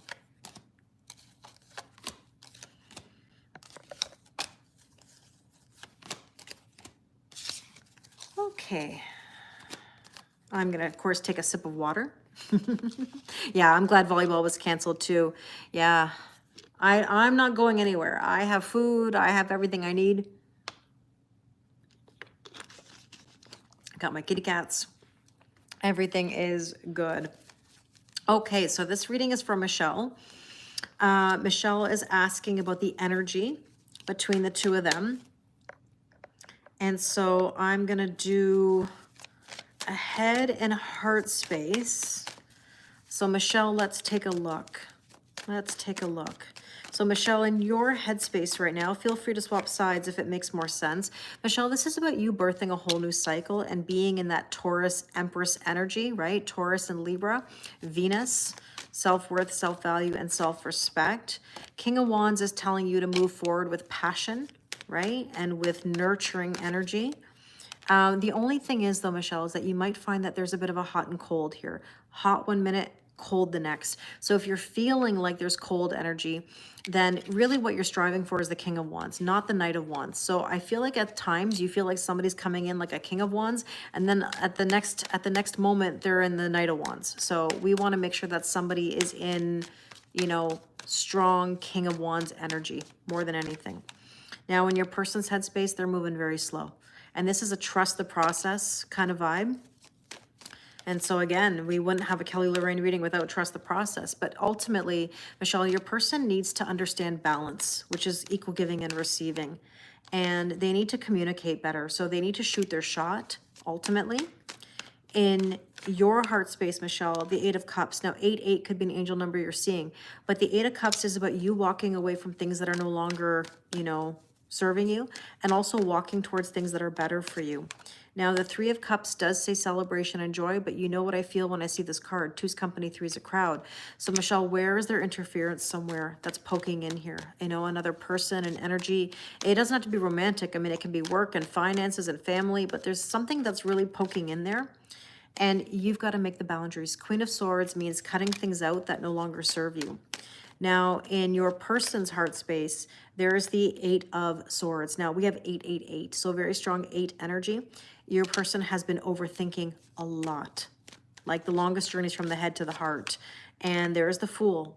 They need to trust and take a leap of faith. And again, I'm going to comment that, look what we have, 3 red cards. You know, they're trying to build a foundation for themselves, but I feel like they might be struggling with that. And the 7 of Coins says it's very slow. It's not going to harvest overnight for them. It's going to take a long time for them to heal and go through the emotions. But at the same time, you have to be thinking about your boundaries and where you're at. Now, overall is the 6 of Cups. There could be some nostalgia in the air between the two of you right now. Temperance is patience, forgiveness, reconciliation. But the thing I always say about reconciliation is that somebody has to come correct, right?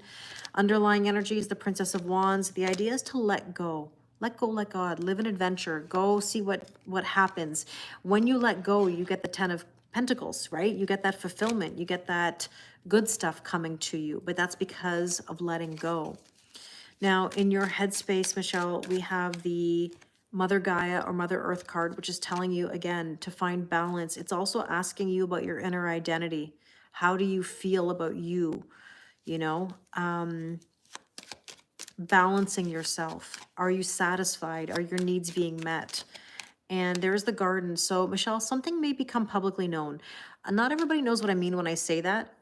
With this card, the Garden is about a place where people meet publicly, where things are talked about, or think of Bridgerton, you know, where people see the gossip or the people getting together, right?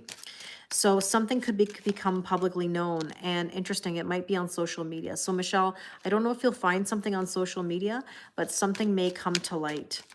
Now, in your person's headspace, there's the Sun. The Sun is a great card, but on this card in particular, it does mention, you know, ego on there. And ego can be fear or wearing a mask.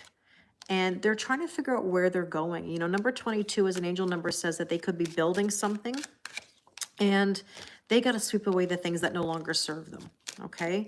Now, in your heart space, there's the Owl.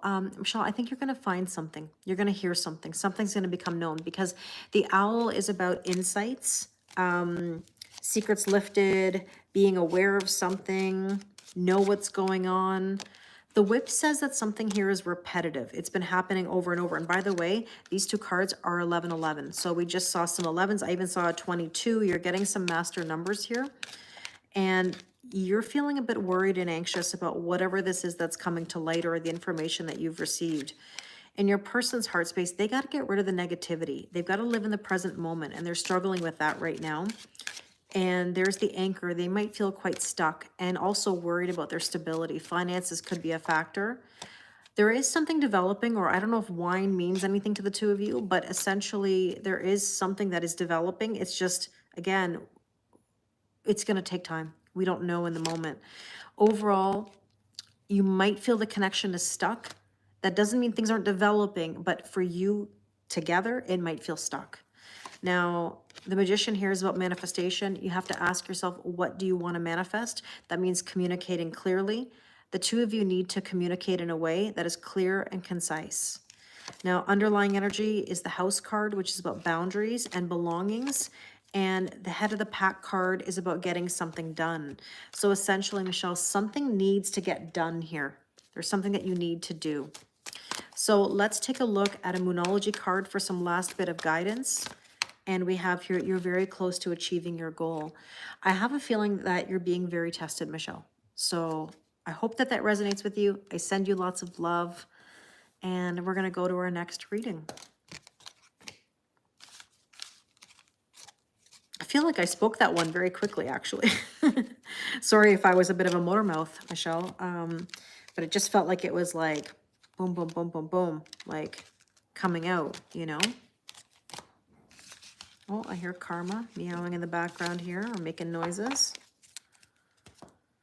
Okay, let me take a sip of water. And let's see what's going on here.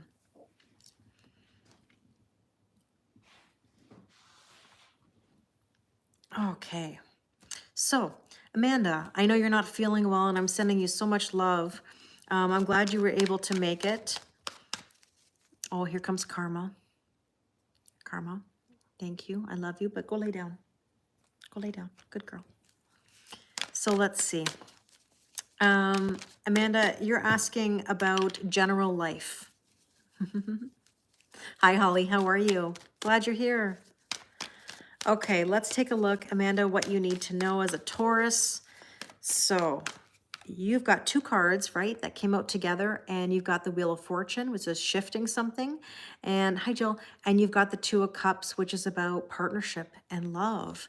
So it's interesting. I know that you've been through a lot lately, Amanda, and this is kind of telling you to shift yourself in regards to your partnerships and even possibly with love. I don't know if love has been on your brain at all, but you have the Child card here, which signals a brand new beginning for you. So you're starting a new cycle in your life, and you might get some clarity or aha moments here or epiphanies, but the light bulb, I feel like you're going to know something. Like suddenly you're going to get a flash of information and it's going to give you the right guidance that you need.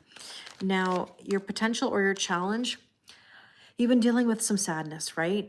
And a broken heart. And right now it's telling you to process that feeling and work on your stability, right? You might be thinking about your finances. I think in general, you're striving to find your stability more than anything right now because you have major changes. So you're trying to find your strength and your courage to move forward. And there's that Queen of Fire energy or that Leo energy, Queen of Wands. And there is good luck for you here, Amanda. So that's really, really nice. You have to be confident in that in order to manifest it, to believe that it's going to work out exactly the way that it's supposed to. Now, what should you focus on today? So, Amanda, you've had a bit of a tower moment, which means, you know, things have been shaken up for you. And I know that that's not easy. But with that, we have here the Princess of Swords, which is, you know, yes, spying and observing. But in this context, it's actually about being decisive, you know. So you've got to basically decide what you want to do. Now, with that, we have, you guys can't see it, but Karma's sitting here right next to me, trying to get into the mix here. Amanda, something's brewing. This is Mortar and Pestle. And my advice whenever I see that card is to take what you've learned from the past, apply it to the present so you have a better future. And the Fireworks card is all about excitement and doing what you're passionate about. Like, what are you actually excited about right now? What's got you feeling passionate? What would you like to embark on? Now, your recent past is the Two of Swords. Again, you have a decision to make. And you know what I'm going to say. Are you in the old? Are you in the new? And with that, we have the Hanged Woman energy. So you've been feeling stuck. And so therefore, you just simply have to make a decision about what it is that you want. Where do you want to go? What do you envision for your future? I know that those are heavy questions, but you have to start somewhere. You don't have to answer them all right now, but start with one decision and see where it takes you. Amanda, this is tough because I know that you've had a loss recently, and there's the Coffin card. So I'm very sorry for your loss. You know, it's definitely not easy when you're losing someone that you are very close to and love. But this is telling you that there has been a loss, you know, an ending.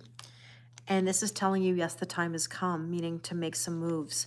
So this time in your life is signaling you to do some things that are different.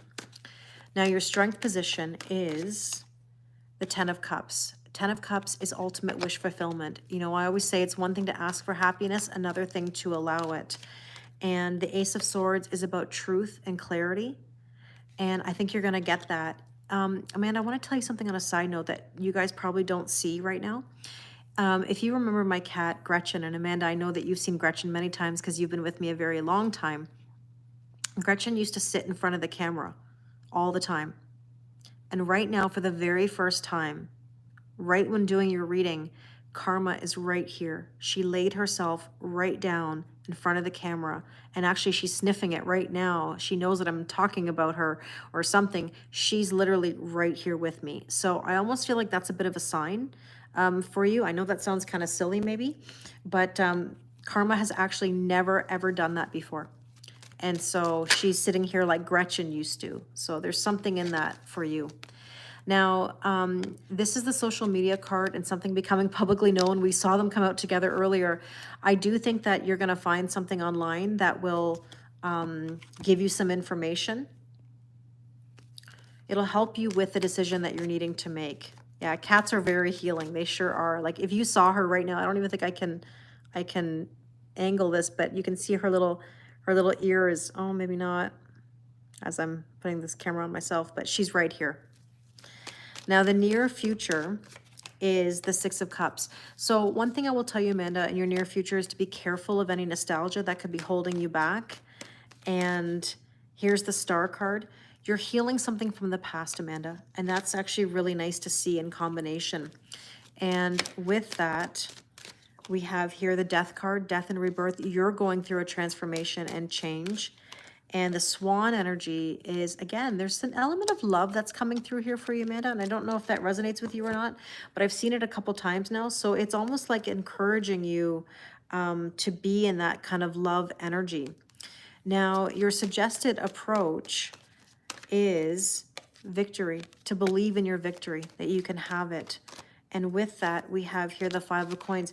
You have to take yourself out of the cold, whatever that means to you. If you feel like you've been left out or left behind, know that you're okay. Everything is going to be okay because you have the victory card. And with that, there's the waterfall. I understand it's an emotional release that you're going through. Tears of joy, tears of sorrow.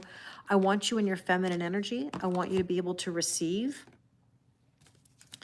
And what do you need to know is the Moon. Purge and surrender and let go. And be careful of the overthinking right now, because the overthinking will not serve you. And with that, you have the Beaver. I know things have felt like they were working for you, but also against you at the same time. But this is all about manifesting your deepest desires. And commitment. How badly do you want this new beginning? And I definitely think that you are on the right path, okay? And your probable outcome, the Seven of Coins. So, Amanda, the seeds are planted. They're not going to harvest overnight. They will in due time. Queen of Swords is about boundaries. So there are some boundaries that you do need to make, okay? And with that, you have the Moon and the High Priestess. You need to speak some truth, Amanda. And I know that you are a Taurus. You're ruled by the throat chakra. So I would say there's something that needs to be communicated. And something will come in unexpectedly. You will get some information. The High Priestess is the keeper of secrets and reveals information. So I do think some information will come through for you. And let's get a Moonology card. And we have here, oops, as I'm dropping the card because I'm distracted by karma here. It says here, it's time to release negativity. So there's something, again, that you got to release, or you got to get something out, if that makes sense, Amanda. I send you so much love. Now I have to see if I can get these cards out, because karma has been sitting on these cards. All right. I can't get over, this is a real new one for me with karma. I mean, sometimes she sits on my desk when I'm upstairs in my office.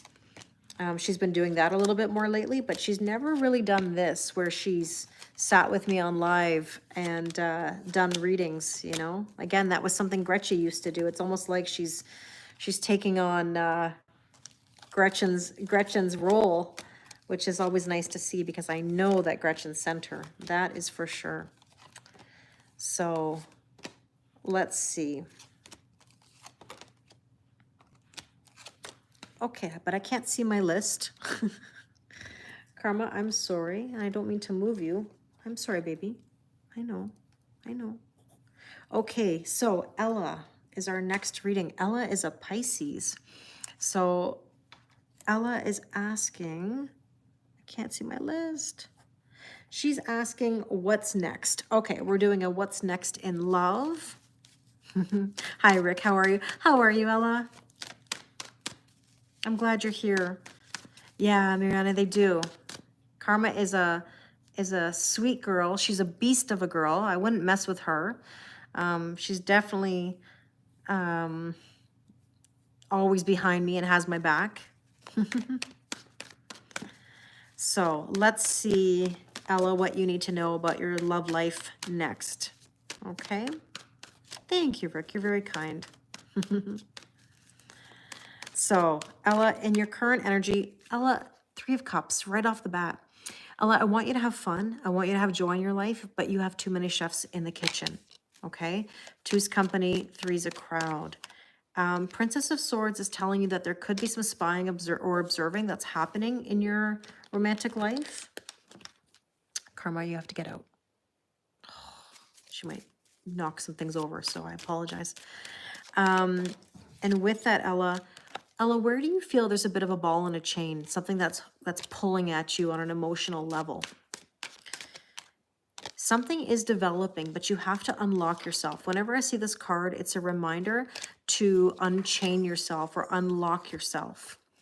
Now, the potential or the challenge here for you is the Princess of Wands, which is throwing caution to the wind and enjoying life, going on an adventure, and being confident. Queen of Wands. So Queen of Wands is all about strutting your stuff.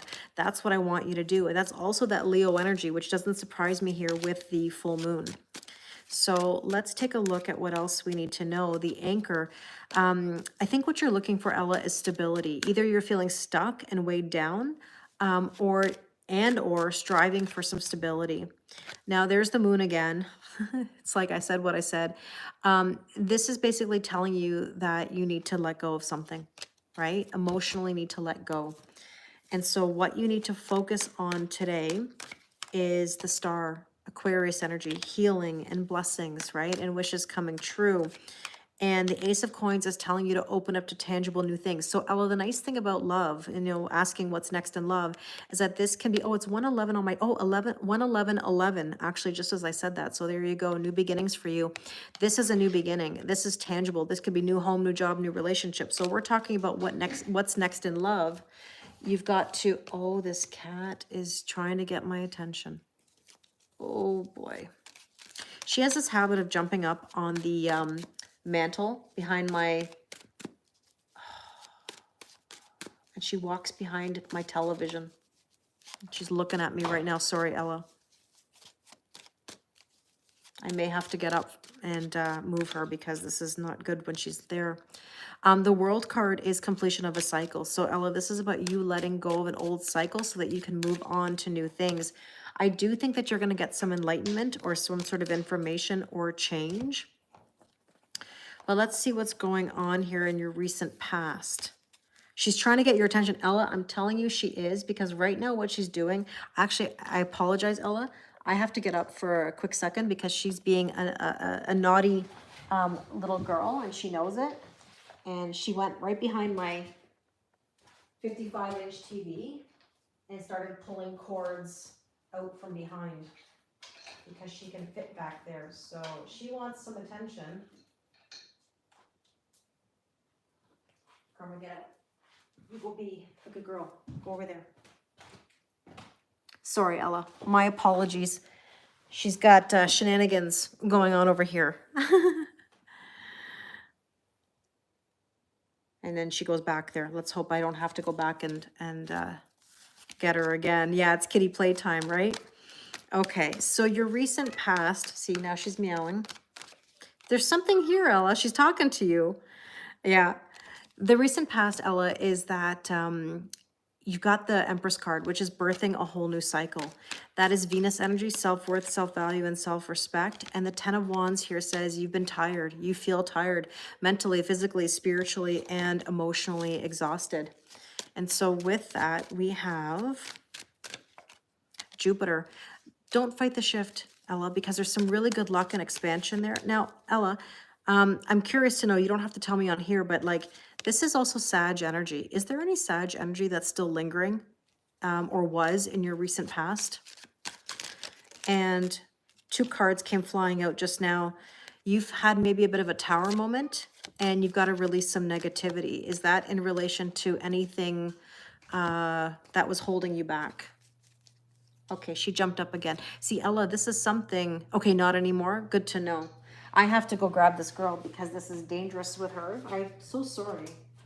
Not in my plans, but this is not good. Now you've got to get out of here. Go, go. Listen. Go. Go. Go. I'm really sorry, Ella. And now she goes back. Oh. I can't get over this. This is not what I anticipated. Kittens. This is not what we do. My goodness. Oh man, we need a kitty timeout. You're right, Jose. We need a kitty timeout. She's trying to get your attention, honestly. And now she's coming over here trying to eat cords. She's being a bad girl now. Oh, she's talking to us. The strength position here is the 9 of coins. So interesting, Ella, you had the Empress, right? Birthing a whole new cycle. So the 9 of coins is about feeling good in your own skin. Self-worth, self-value, and self-respect. But in order to be in that new energy, Ella, you have to let go of the old. So the 5 of Cups can be a bit of sadness or grief, you know. Your new life is going to cost you your old life. And there's the Fox. This is telling you, I mean, you are a fox, but this is telling you to look out for yourself. This is saying, you know, focus on what you need. Also, if you're feeling like something's not right now, as in somebody around you isn't on the up and up, pay attention to that. And there's the Clover card, which is all about good luck. There could be something coming in for you there. Okay, it does say unexpected rendezvous as well. But if it comes in and it's too good to be true, or if it's somebody trying to seduce you, be careful. Now, she jumped up again. I might have to go give her some snackies after this reading, just so that I can distract her.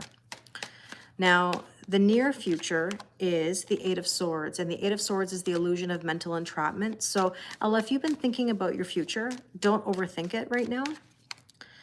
There's the Leo energy, strength and courage to push yourself forward. So make sure that you are staying true to yourself and pushing through even if it's a little bit difficult. The book tells you that you have many more chapters.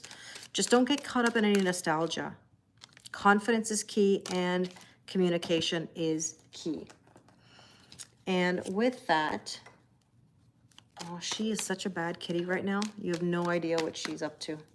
Horrible, horrible what she's doing. The suggested approach is the King of Wands, which is moving forward with passion and nurturing that energy.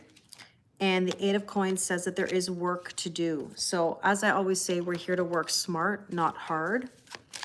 And with that, we have here the Sun, which is the yes card. But that card also can be about fear. So be careful that you're not in fear or holding back behind a mask. This does say expect the unexpected. Don't try to control anything. And yeah, there's some pip in the air, Ella. Is there pip? Is there pip? What do we need to know right now? We have the 9 of Wands. 9 of Wands or 9 of Wounds. It's been tough. You've been through a lot. And with that is the 7 of Coins. It's going to take some time to process, okay? And with that, we have the Moon. Purge, surrender, and let go. Don't try to control the outcome. And let's see, what is your hope and or fear? Hope and or fear is the Hermit. Be careful that you don't hermit yourself away. At the same time, you want to figure out what you want. And there you go. There's something to do with a broken heart here, Ella. So you've got to process something that could be lingering in regards to your heart space. And there's the Tornado. You got to free yourself. The Storm card is telling you to liberate and free yourself from what could be hurting you. And the Birds is all about communication. If communication comes in from somewhere, Ella, that is trying to reconnect, be careful with that. And your probable outcome, don't hold yourself back. So Ella, there might be a little bit here of holding yourself back in love because the 10 of coins is having your tangible fulfillment. Don't hold yourself back from having everything that you could want. And with that, we have the star. Heal it, but also maintain the boundaries. Cut anything out that no longer serves you. And there's the mask. I feel like something's going to be revealed, Ella. Something's going to come out from that mask. I just want to push it one more. There's a bit of worry and anxiety about something. Don't be afraid. Don't be afraid to put yourself out there or to move forward. So with that, let's see what else you need to know. Interesting, Ella. Nothing is yet set in stone. And I actually really like this card because it means anything is possible. Don't be afraid of the possibilities in love. I hope that that resonates for you. And again, I don't know why Karma's being so naughty in your reading. My apologies. But there's definitely something that she's communicating with, maybe being more playful, maybe enjoying your life more, doing things that bring you more joy and happiness. She loves you. Of course she does. She does. She wants a snack. I know. They're looking at me, these cats. I feel like I almost have to run upstairs and get them some you-know-what, because if I don't, she's going to wreak havoc. Yeah, I think I'm going to do that. Okay, who wants snackies? She was about to jump up again. We're going to take a very quick break. I'm going to be back in like 2 seconds. Karma, let's go get snackies. I'm going to go run up and get them snackies, and then I'm going to do Carrie's reading. And I will be back in like 2 minutes. I'm just going to run upstairs, talk amongst yourselves, discuss, and I'll be right back. Just give me a minute. Hey, who wants snackies? Yeah, come on, Karma. Hey, June.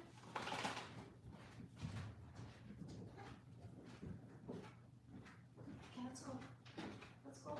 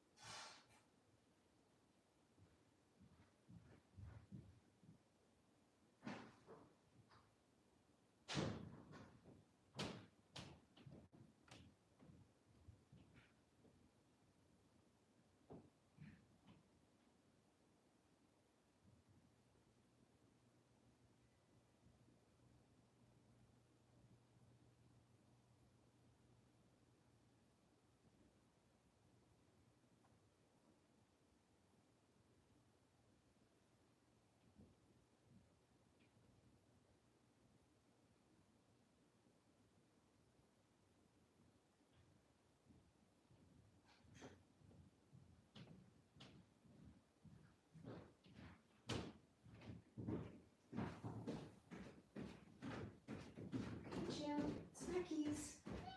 You want your snackies? Okay, here you go. Here you go, my little boy. Go.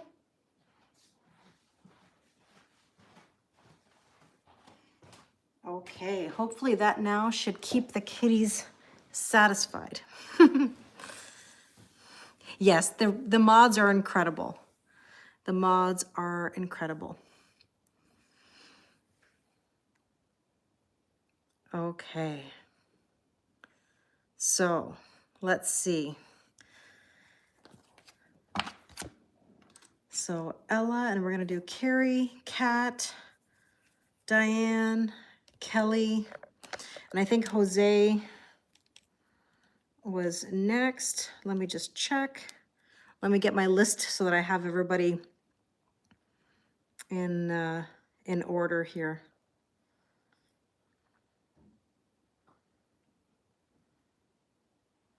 Yeah, Jose, Stephanie, Holly,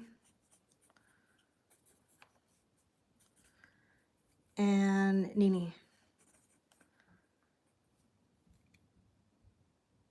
It's up to you, Jose. Whatever you think. Yeah, they really wanted their snackies, for sure, for sure.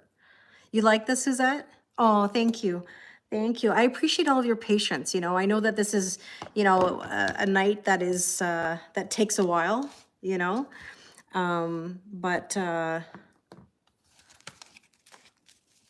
Let's see. Oh, I was just going through my list, Kelly, just to sort of verify where we're at on the list tonight, you know? So let's take a look at Carrie. Carrie is a Taurus, but on the cusp with Aries and asking for a general reading. So Carrie, let's see what you need to know. Kelly, I said your name in regards to the list. So you will be in, after Carrie, we have 1, 2, so you're going to be in about 3 more readings. So hopefully soon. So Carrie, as a Taurus, let's see where you're at. You're asking generally. That's okay, Kelly. No worries, no worries. Carrie, right now, generally what you need to know is boundaries are really important to you. So the Queen of Swords is about cutting things out that no longer serve you. And the Five of Swords is telling you that you might be conflicted about those boundaries. Is there something right now that's kind of giving you a headache where you're trying to figure out how to make the boundary, or maybe even like how to say no, or how to keep things balanced? Let's see what we need to know about that. 1111, twin flames. Balancing of masculine and feminine energies is actually what it says on this card. So obviously, you need to keep yourself in a balanced energy, and the Wheel of Fortune is about a shift.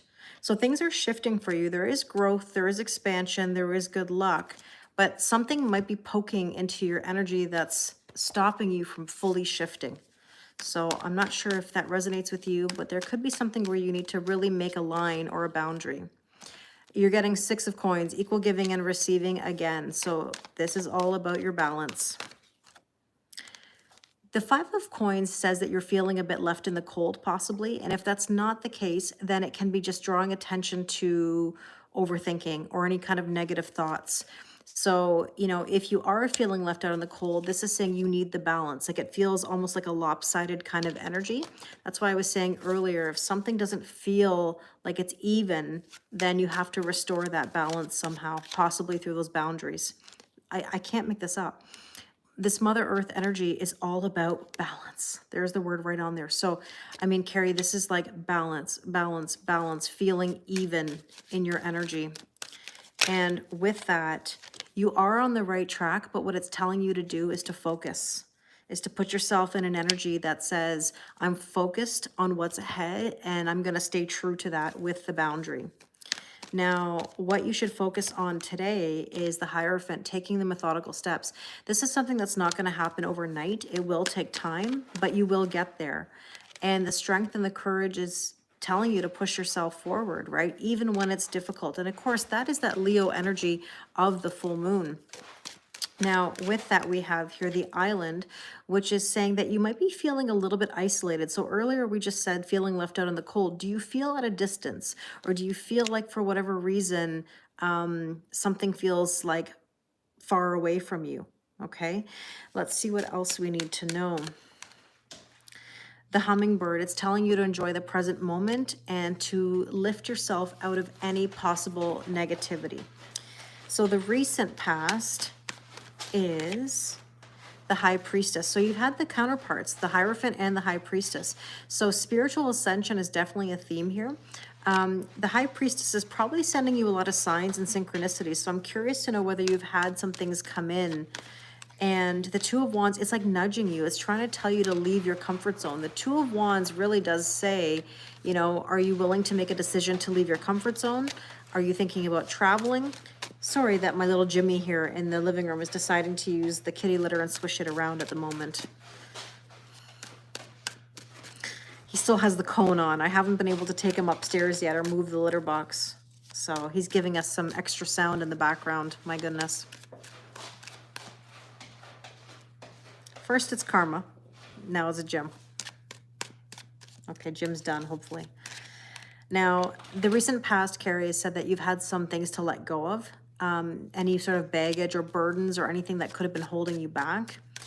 And, you know, maybe in the recent past, you've been saying things like, I need more info. It's never the right time. I've got to sort of figure this out, you know? So let's take a look at your strength position and see what you need to know. You're going through a death and a rebirth. Again, transformation, transformation, and transformation. And this is all about the Wheel of Fortune, which is growth and expansion. So again, you've had this energy that says, Carrie, that there's a shift happening. Don't fight the shift. Allow the death and the rebirth to actually happen. And let's take a look what else we need to know here. The world, completion of a cycle. So again, it's like saying, don't be afraid to let something go so that new energy can come in.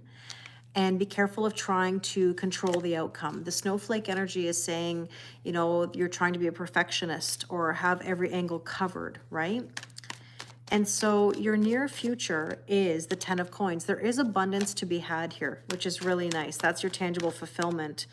I don't know if there's something you want to study or learn, Carrie, but there might be something that you've been thinking about. So this is telling you to study and to learn. You might even have some sort of recognition about something, or you may be recognized, like maybe at work. Let's see. It's interesting. There's a bit of an obstacle here, and you're trying to work through that obstacle. And I come back to that idea of boundaries, why that boundary is so important, because this is telling you to take a leap of faith, you know, to do something new. So again, you're getting a lot of like, you know, are you in the old? Are you in the new? Karma. She ate and then she's now looking back at the same spot. The suggested approach is to put down the burdens. We said that again, we said that earlier with that albatross card. So it's a double message. It's like the universe is saying, I said what I said, telling you to put down the burdens and to feel good in your own skin. Self-worth, self-value, and self-respect. So Carrie, with that, you have here the strength card, finding your strength and your courage to push forward, the confidence to strut your stuff. And there's the dog. Carrie, is there like a dog energy that comes through for you, a dog that has passed, or is there some sort of significance to the dog? Because it's almost like telling you I'm here. You know, it's kind of funny. We talked about Gretchen earlier, you know, my cat coming through, sitting here like when Karma was, funny, I was like calling her Gretchen. This feels like there's a dog energy, and I don't know if that makes any sense to you, but it basically is telling you that you are divinely guided, you are supported. There's an energy that's here for you. So what do you need to know? We have here the Hermit. Again, a bit of that isolation card. Are you feeling isolated or at a distance? You lost a dog in January. No way, Carrie, like that really came through for me. Maybe that's interesting. Here's Karma. Karma just jumped up. Karma, stop. Come here. Come sit here. Interesting. I'm so sorry for your loss, Carrie. With that, we have here the King of Wands, which is purpose and passion. It's almost like the sign for you to move forward with whatever you're passionate about, or whatever it is that you want to study or learn, or whatever you want to do. Now, with that, we have the Dolphins. You know what's interesting? The Dolphins is about effective communication, but I actually feel like you're getting communication, whether that's from your dog or whether that's from somebody. You're feeling messages coming through. And the Falcon is telling you to rise above and trust your intuition on whatever's next for you. Now, your hope and or fear is the Fool, trusting and taking a leap of faith. I know you're a Taurus with an Aries cusp, but that energy is kind of saying there's new beginnings here for you. But the Moon is telling you to purge and surrender and let go in order to have the new. It's that lesson of like your new life is going to cost you your old life. And the Mask is saying to reveal the feelings, to let go. If there's a need, I know this is going to sound weird, Carrie, but if there's a need to cry, like if you want to cry, cry. If there's something that you're holding in, you got to let it out. There's something that's kind of like weighing on your heart. Let's see. You got to liberate yourself. You got to free yourself. I don't know why I'm going to say this, Carrie, but is there something that you need to forgive yourself for that you haven't? And you don't necessarily have to answer me if you don't want to, but is there something that you need to forgive yourself for? Your probable outcome is the Emperor making power moves. And I love that. You know, that's an energy that says we're here to play chess, not checkers. Ooh, card went flying. King of Cups, being in tune with your emotions. See, I feel like your emotions need to balance out. Like there's something that needs to be felt or let out. And with that, the bouquet, happiness and harmony, creativity, openness, gratitude, expressive. See, something needs to be expressed. And with that, we have the Scorpio energy, a death and a rebirth. You know, from death, there is a rebirth. And I can understand how hard it is to lose a pet, lose a person, you know. Let's see. New moon in Leo. Interesting. Confidence is your key to success. Something's got to take you out of your comfort zone, my friend. I really hope this resonates with you. I send you so much love, Carrie. Wow, that was kind of deep there.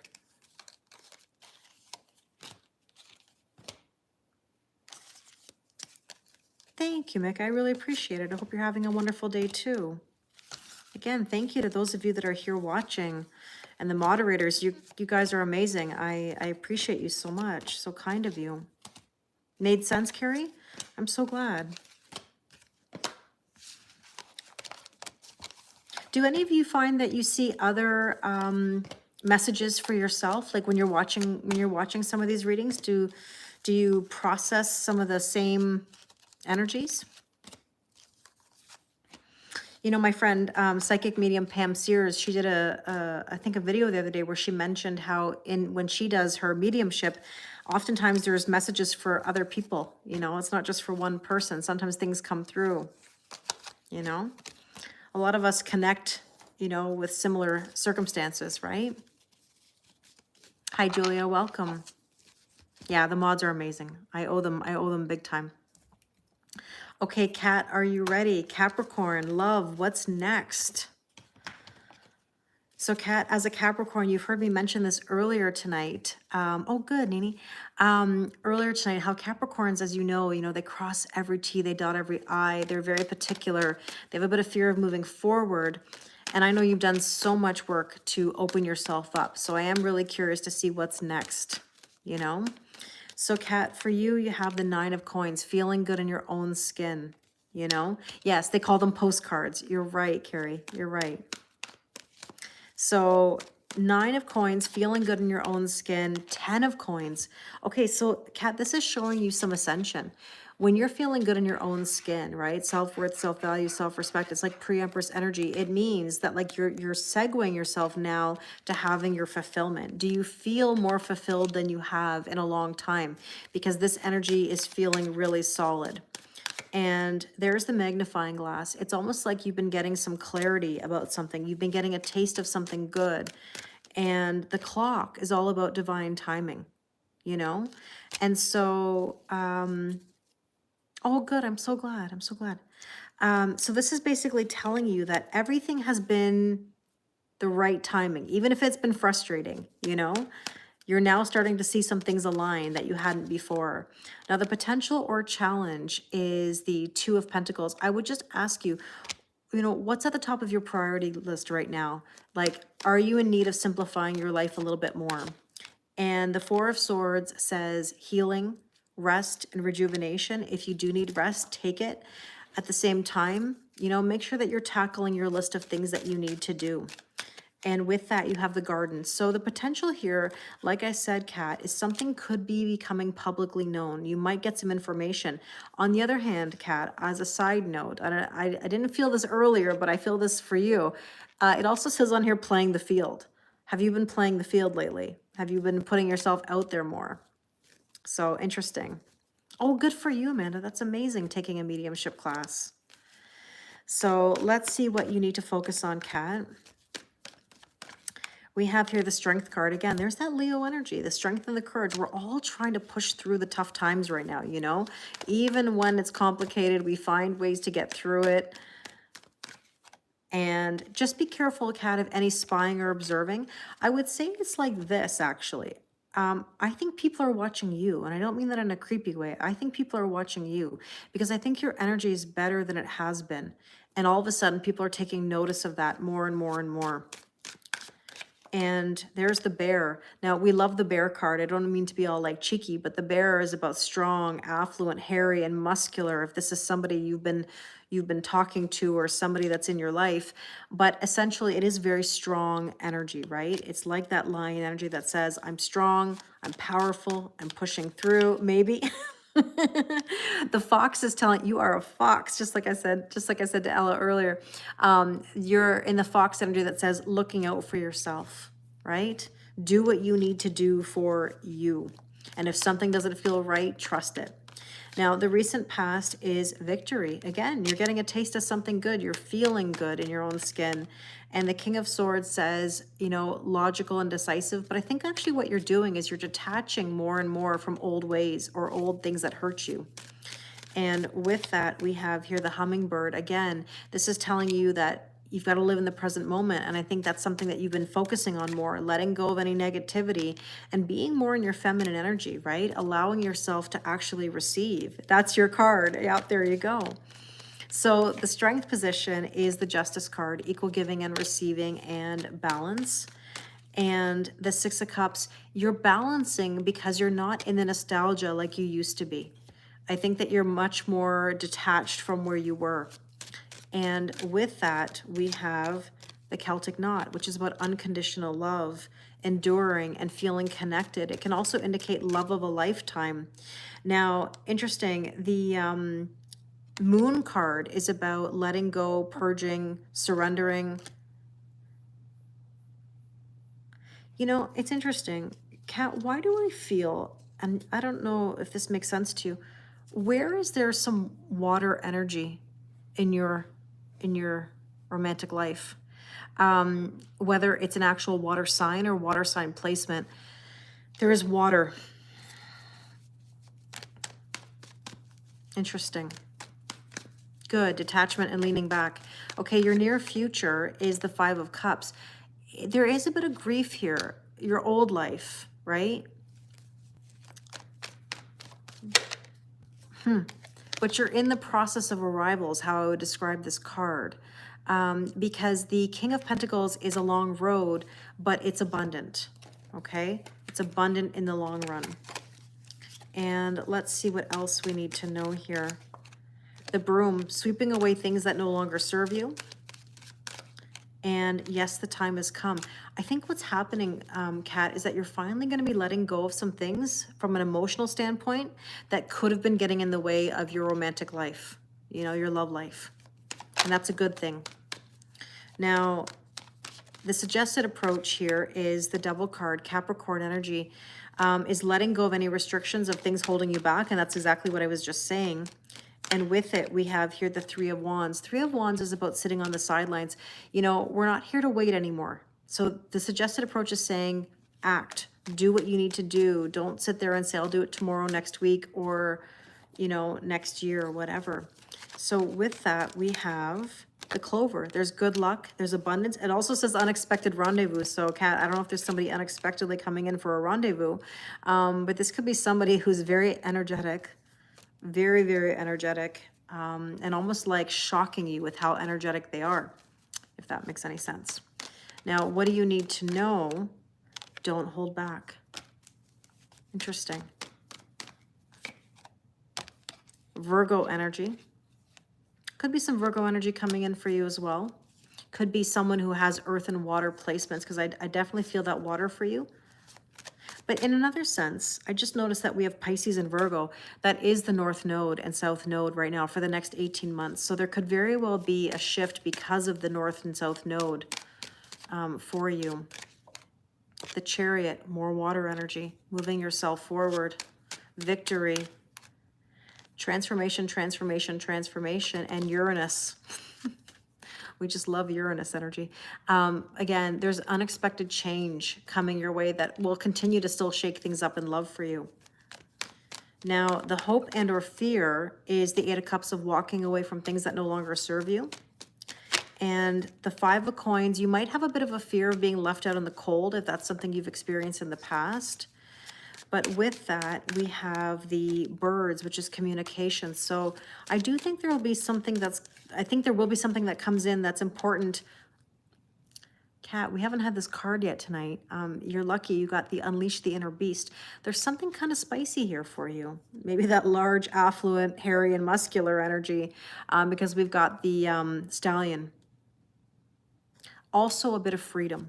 And that also can be related to taking yourself out of the cold. And let's take a look at your probable outcome. And we have the Tower. So being shaken up a little bit. Uranus in Scorpio. There might be a bit of a Tower moment here, but not in a bad way. Cat, whatever has been interfering, it's going to the side. Because these two cards are yellow. And basically that is your solar plexus and your personal power. Something's helping you break free. So I do, and that's also a Cups card. Again, a lot of water. And look what's at the bottom of the deck, Pisces. I didn't even shuffle yet. It says new moon in Cat. New moon in Pisces. That's the next new moon. That's when we're going to start to see all the shifts with the eclipse energy. So let's get your last a win-win outcomes forecast. So regardless, Cat, this is really, really positive energy for you. I really hope that resonates with you. I'm really excited for you about this Stallion energy. The bear energy. I like it. I like it. So I hope that that makes sense to you. Hello, Adelia. How are you? Okay. We're getting our way through the list. We're not too far off at this point. Thank you to everybody. Becca, if you're tired, if it's late for you, don't hesitate to go to sleep. You've done more than enough tonight. I appreciate it so much. Okay, so Diane, Gemini, we're going to do a general reading. And let's see, Diane, what you need to know. Now, Geminis are very kind, very generous people, always overgiving. They like to keep the peace, so they avoid any kind of confrontation. When their head hits the pillow at night, all they do is overthink. And so, Diane, this is just a reminder to calm your mind, you know? Don't try to control anything. So let's see what is your current energy for you. Oh, good, Kat. I'm glad. So, Diane, the Six of Pentacles is equal giving and receiving and balance. And an investment. And so you've got to invest on making a power move. Whatever that is, Diane, this is basically saying, as you know, we're here to play chess, not checkers. So I would encourage you to make sure that you are not doing anything that's going to move you side to side. Until you can, Becca. But listen, it's up to you. You've done so much for me tonight. I really appreciate it. The Firefly. So, Diane, there's a bit of a spark here for you, an illumination, even a chemistry possibly, or something that's sort of sparking you in a new direction. And it's taking you out of hermit mode. And it's actually, like, I know this is going to sound weird for me to say this. It's arousing some emotion in you. I don't know where I'm getting the word arousing emotion, but I felt like I had to say that. So I don't know what is arousing your emotions, but it feels like something is. The potential or the challenge for you right now, Diane, is the King of Coins. So King of Coins is a long journey. It's in the process of arrival, and you can feel it developing. And there's the Sun card, which is a confirmation of yes. Yes, something is developing. And with that, we have here the Moon. The Moon is about purging and surrendering. And by the way, the Sun and the Moon, that is a union. That is also an eclipse energy. So light and dark coming together. And there's the Man. I don't know if there's anything in regards to a specific man in your life, but this can also be an energy that says moving yourself forward and also being mindful of your own masculine energy. Now, what should you focus on today? We have here the Three of Swords. So Diane, whatever's hurt you, it's telling you to let it go. And I know that's easier said than done, but it's saying to process it. Feel it to heal it, as cheesy as that sounds. Now, the Empress is telling you to birth a whole new cycle. And, you know, we've talked about Emperor energy, right? Making power moves. Well, you've got the counterparts. So in other words, this is about birthing new cycles that are strategic, you know, doing what's right for you. And there is good luck. There is abundance. And with that, we have the Woman card, which is, you know, receiving. I want you in receiving mode. Make the move and then lean back and receive the reward of that move. Now, your recent past is the Seven of Cups. You may have had very vivid dreams, or this is an energy that says you could have had a decision to make and you were afraid to make a decision. And the World card is telling you that there's been a completion of a cycle. And so, you know, to let it be, you know, let it rest. And there's the Sun. Yes. Okay. So there's the confirmation there. And with that, we have yes, double yes. So whatever that is, Diane, I don't know what that means to you, but there's something where it's like a double yes to let it go, you know, to make the decision and let it go. Now, the strength position is the Queen of Coins. This can be about your finances or your stability, wanting to feel more stable in life. The Nine of Wands is saying you've been through a lot. Maybe you have felt the ups and downs, and what you're really craving right now, again, is that stability. Yeah, so many. Makes sense, Diane? Okay, good. And with that is the Mother Earth card, finding balance in your life. So balance and stability are the key words.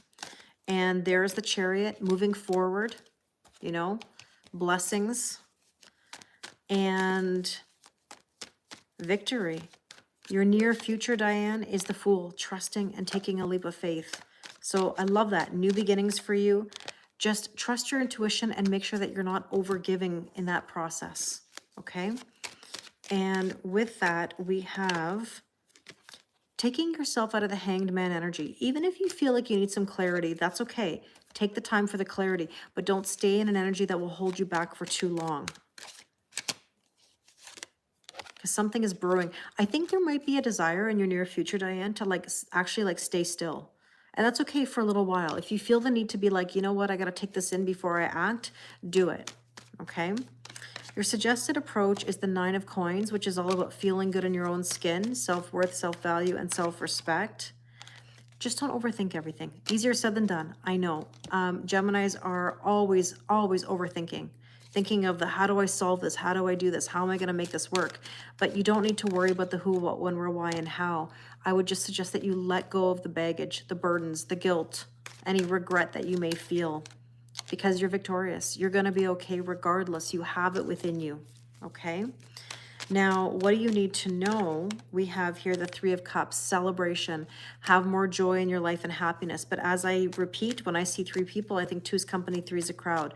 Make sure that your boundaries are strong, especially in love. Now, there could be some sort of decision in regards to love, but the Lovers is also Gemini. Yeah, I know, Diane. How do I stop overthinking? It's such a hard thing, right? And there's the Lion. The Lion is all about being heart-centered and true to yourself. And again, let go of any negative thinking. Be in the present moment. You know, there's that, again, that Gemini overthinking. Let's see. We're on number 13 right now, Emlyn. So the hope and or fear is the Knight of Coins, which is trusting the process. You know, we know it's a Kelly Lorraine reading when we say trust the process. And the Ace of Cups is a brand new emotional beginning. So, you know, I don't think that's something you're fearing. I think it's something that you should look forward to because that's really lovely energy. And the Rabbits, see, brand new beginnings, a sudden increase, abundance, desire. You're just going through, again, a death and a rebirth. Everybody right now, again, transformation, transformation, transformation. And the probable outcome, Diane, is the Wheel of Fortune. There's growth, there's expansion, there's good luck and change. You got to work through the restrictions. Let the shift happen so that you don't feel held back anymore, okay? So let's see what else we need to know. The Dolphins, effective communication and more joy in your life. And honestly, Diane, I know this is going to sound cliche. I think what you really want right now is peace. Because as a Gemini who overthinks, all they want to feel is peace, especially Leos. I see that with Leos all the time, but I know Gemini, it's very similar as well, okay? And interesting, you're getting the Church card. So this is about belief system, programming, consciousness. Could even be about your marriage or marriage energy. And I'm going to take one more just for kicks, You're on the right track. So everything is good, Diane. Let's see what else you need to know. This is your final message, the Moon card. Prosperity lies ahead. So love that for you, Diane. I really hope that that resonated with you. Thank you, thank you, thank you. Okay, so we've got 1, 2, 3, 4, 5 to go. 5 more to go, and then we are done for the evening. All right. Thank you, everybody. I know we've been on here 153 minutes. 153 minutes. It doesn't tell me in hours, but obviously it's 6:36. I came on at 4, so yeah, it's been about 2.5 hours or so. Oh, good, Diane. I'm so happy to hear that. So happy to hear that. All right.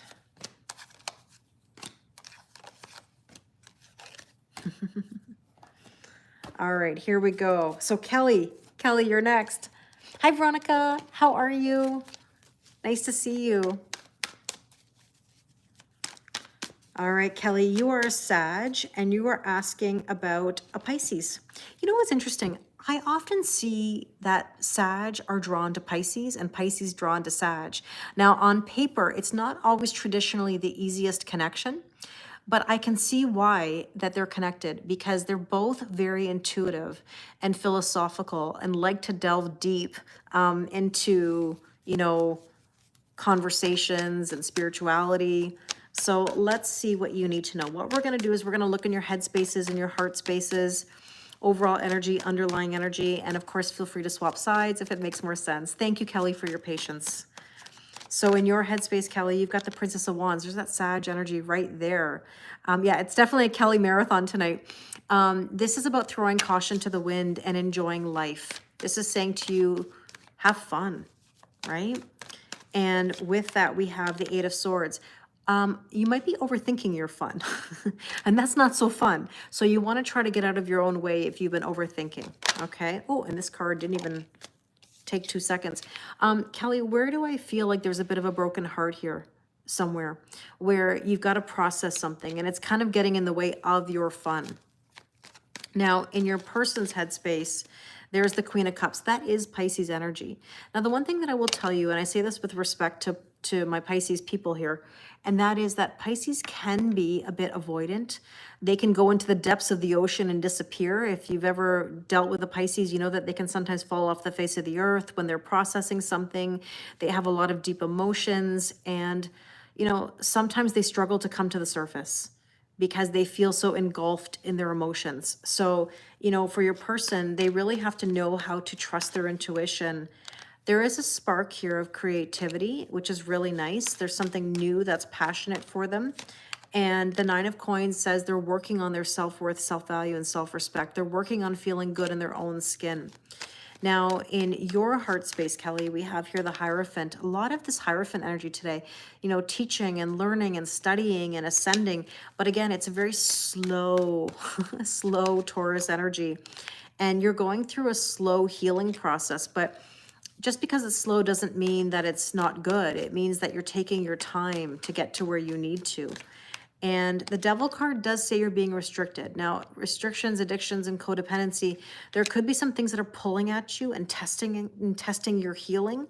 And so sometimes it's like a step forward and then 2 steps back, but you're going to consistently keep going up. It's just, you have to be conscious of it when it's pulling at you. Now, in your person's heart space, there's the Queen of Swords. Your person has boundaries to make. They have a really hard time making boundaries. Pisces is also an energy. Look, every sign overgives, but in different ways. But Pisces really do struggle with this because they're people pleasers. They placate to their family, and that's why they can flip-flop like a fish back and forth.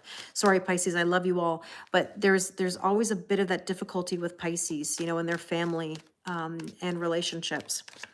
Now, there's the Ace of Cups. Your person is looking at filling their own cup. They have 2 aces, so there's definitely some new energy for your person. And there's the Six of Wands, which is public recognition and victory. So there are some good things coming in, but again, they've got to fill their own cup and make the boundaries to have that victory. Now, overall, 6 of Cups, nostalgia. 6 could be an angel number that you're seeing. That's the need and the desire for balance between the two of you. The Empress is about birthing a whole new cycle. So in order to have the new energy, we have to balance things out. There's got to be equal giving and receiving. And also with that Empress, self-worth, self-value, and self-respect, we had the 9 of coins earlier for you, which is pre-Empress and now the Empress. So you're getting double messages of knowing that the self is important, right? Feeling good in one's own skin. Underlying energy is the Fool, trusting, taking a leap of faith, and coming out of hermit mode. So that's what I was saying. Remember, sometimes Pisces can fall off the face of the earth. The idea here is that we come out of the hermit mode. Now let's go to the oracle cards in your headspace. Kelly, we have the Magician, communication. Now this is Virgo and Gemini energy, being clear in communication, right? What do you want to manifest? And there's the Lily. There could be some spiciness, some pip in the air.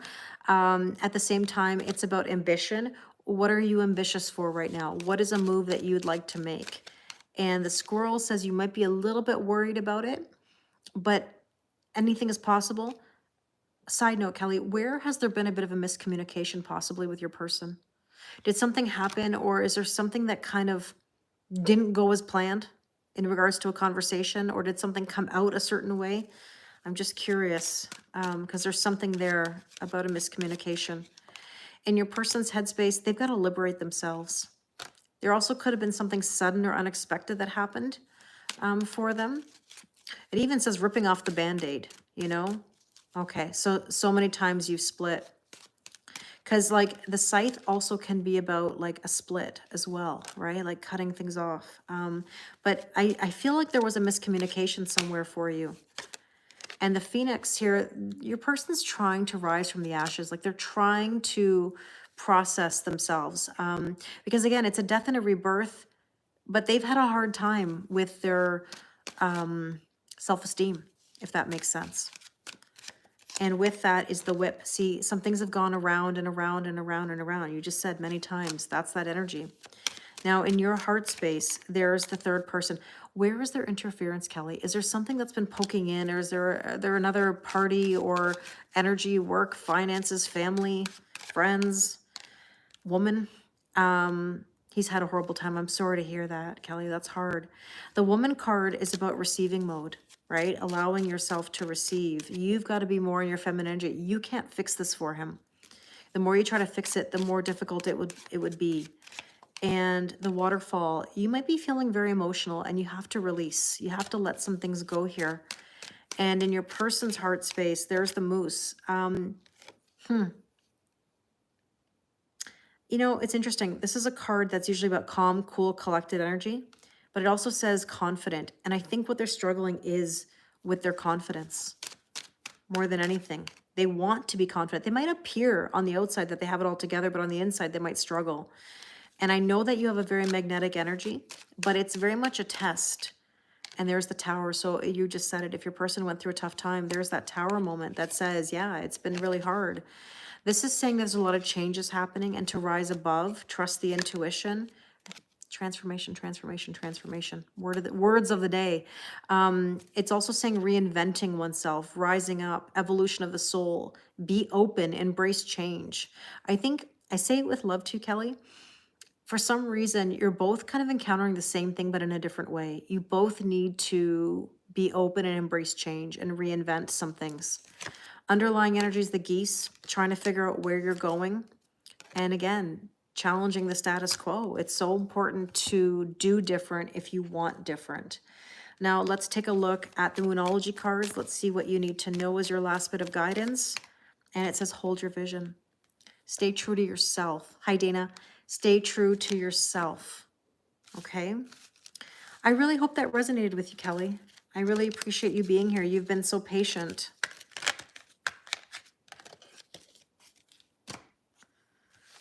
What's the snow like out there? I haven't looked because it's so dark. I can't even tell how much snow, but it is coming down. I wonder how much we're going to get tonight. Like I said, we're supposed to get about 20 to 40 centimeters. Crazy. Oh, good. I'm so glad, Kelly. Oh, I appreciate you too. Thank you. That warms my heart. It really does. You know, it's funny. Like I said, I haven't done this in a long time, and it's really nice to see everybody and to do it in this capacity, because like I said, this is not my norm. Yeah, I know, Dana. For us, that's a lot. I just want to look at my notes for a second. Pardon me, because like I didn't write down my notes as to what people for the rest of the readings. We're asking, yeah, for Calgary, that's a piece of cake. Yeah, I know, for sure. Now I know Jose is a Sag and asking for love. Okay. Okay, okay. All right. And then for Stephanie, I just have to write these things down so that I have them now. We have a lot of Sag energy. Isn't that interesting? Okay, so love, what's next? So let's see what else we need to know. Holly.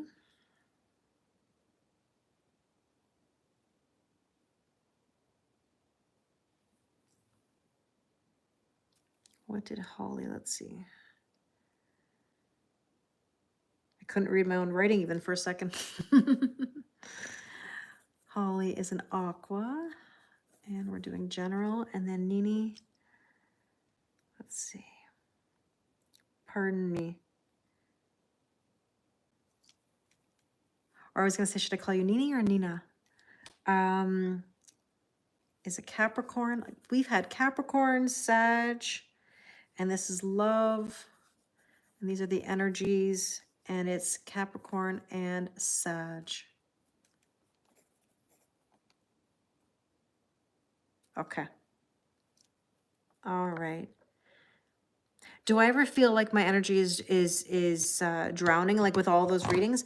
I'm pretty good at handling this kind of energy because you have to remember that even when I was a teacher, I was used to this kind of energy. I like Nene; it's really cute. I like the way it's spelled. So I think when I'll be done tonight, yes, I'll be tired. Right now, I'm still okay, but again, keep in mind we're at the tail end, right? We've got 4 more to go, and then we're done. All right, Jose, let's take a look at what's going on for love. Jose, you know what? To be fair, that is you were next on the list. You're very, very kind. Let's do your reading, Jose. You've been so patient and you've helped me, and so let's take a look. So interestingly enough, you've got the Fool. This is new beginnings for you, Jose. I really like that. And with it, we have the Princess of Coins. You know what's interesting, and I think you'll remember me saying this to you before. I mean, this is a bit of studying and learning, and you've been learning through the process, and I like that. There's some recognition here for you. And the Two of Coins does also tell you to simplify your life a little bit. Ask yourself what's at the top of the priority list. You know, I always say that you should be at the top of that list. In your person's headspace, Jose, there is a bit of overthinking, okay? So, you know, she's overthinking the things that are going on in her life right now. She could be possibly ruminating to a point where, you know, she maybe misses an opportunity.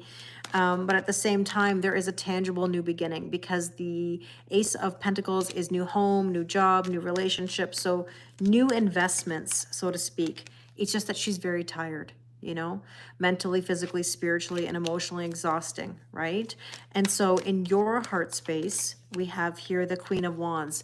You know, interesting. So in this case for you, Jose, the Queen of Wands is a female fire sign, right? Who is, you know, sassy, doesn't always give a shit what people say, kind of somebody who has a bit of sass, like I said, or attitude. But this is somebody who, you know, holds a certain level of confidence or energy. And it also, from your standpoint, says you need to be in that confident energy. Strut your stuff. You know who you are. You don't need anybody else to tell you, right? So it's kind of like a double message for you. Now, the Hermit energy does say that maybe you have the desire to hermit yourself a little bit or to stay in. The Four of Coins says, don't hold yourself back. Okay, so in other words, just always put yourself out there. I always encourage that. In your person's heart space, the Knight of Cups, this is about lovey vibes. Yeah, that's her 100%. I love it. In her heart space, you know, maybe there's this opening, right, of love and these lovey vibes. And with that, we have here the Ten of Cups, happiness. It's one thing to ask for it, another thing to allow it. And maybe in her heart space, she's really feeling that vibe. Because look, the Princess of Cups says anything is possible. And I like that. It's about believing in miracles. Now, the overall energy, there is a decision to make somewhere in this connection. And the Eight of Cups is about walking away from things that no longer serve, but also walking towards things that are better. Underlying energy, there is a bit of sadness. There is a little bit of heartbreak. But the Queen of Cups does encourage you to trust intuition and always be careful of any overgiving. As you know, there's nothing wrong with giving to people, just not at our expense, right? Now, the Oracle cards here. Yes, the time has come, Jose. So I like that for you. You know, putting yourself first, new beginnings. Jose, I don't know how many times we're going to get yes, yes, and yes. Okay. So yes, take inspired action. Sorry, I wasn't giving you the finger there. That was just the way I was holding the holding the card. Sometimes I realize when I grab the card, it can look like that. So my apologies. But this is yes and yes. So yes, take inspired action. Yes, the time has come. It's all telling you to make moves, right? And it's telling you trust your intuition. You're more powerful than you even realize. You're resilient. You know, you've been through a lot. Sometimes I do that in readings even. Oh my gosh, in my TikToks or my shorts or my reels. Sometimes I'll see my finger and I'll be like, oh my gosh, don't hold the card like that. Anyways, it's just because I'm trying to manage all the cards at once. It's never that I'm giving anybody the finger.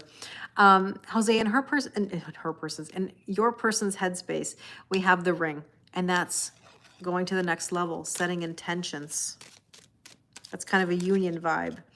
And the stallion, Jose, the stallion is in her headspace. There's some spicy energy there, strong emotions, unleashing the inner beast. Yeah, unleashing the inner beast. Becca, what made you think of the horned cactus all of a sudden? But look at this beautiful energy, Jose, in her headspace, the heart, which is love and romance. And you know what I always ask, is the heart light on, you know? Now, in your heart space, there's the moon, Jose. You got to purge, surrender. You might be feeling a little bit emotional. And it's telling you trust the process, trust divine timing. Typical Kelly Lorraine moment here. The magnifying glass. Now, I know you are very analytical and you see everything, you notice everything, but this is telling you, you know, you're going to get the clarity. You don't have to, you know, overthink it. In her heart space, there's the Emperor, right? The King of Kings, making a move, a power move. And what else do we need to know? Something's brewing. And this is Sag energy. Mortar and pestle. It's very much a Sag brewing, alchemy, turning something into something else vibe.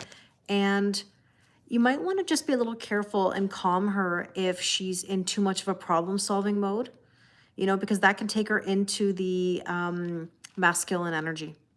So I would say if you can, encourage her right now to be more creative rather than in problem solving, you know.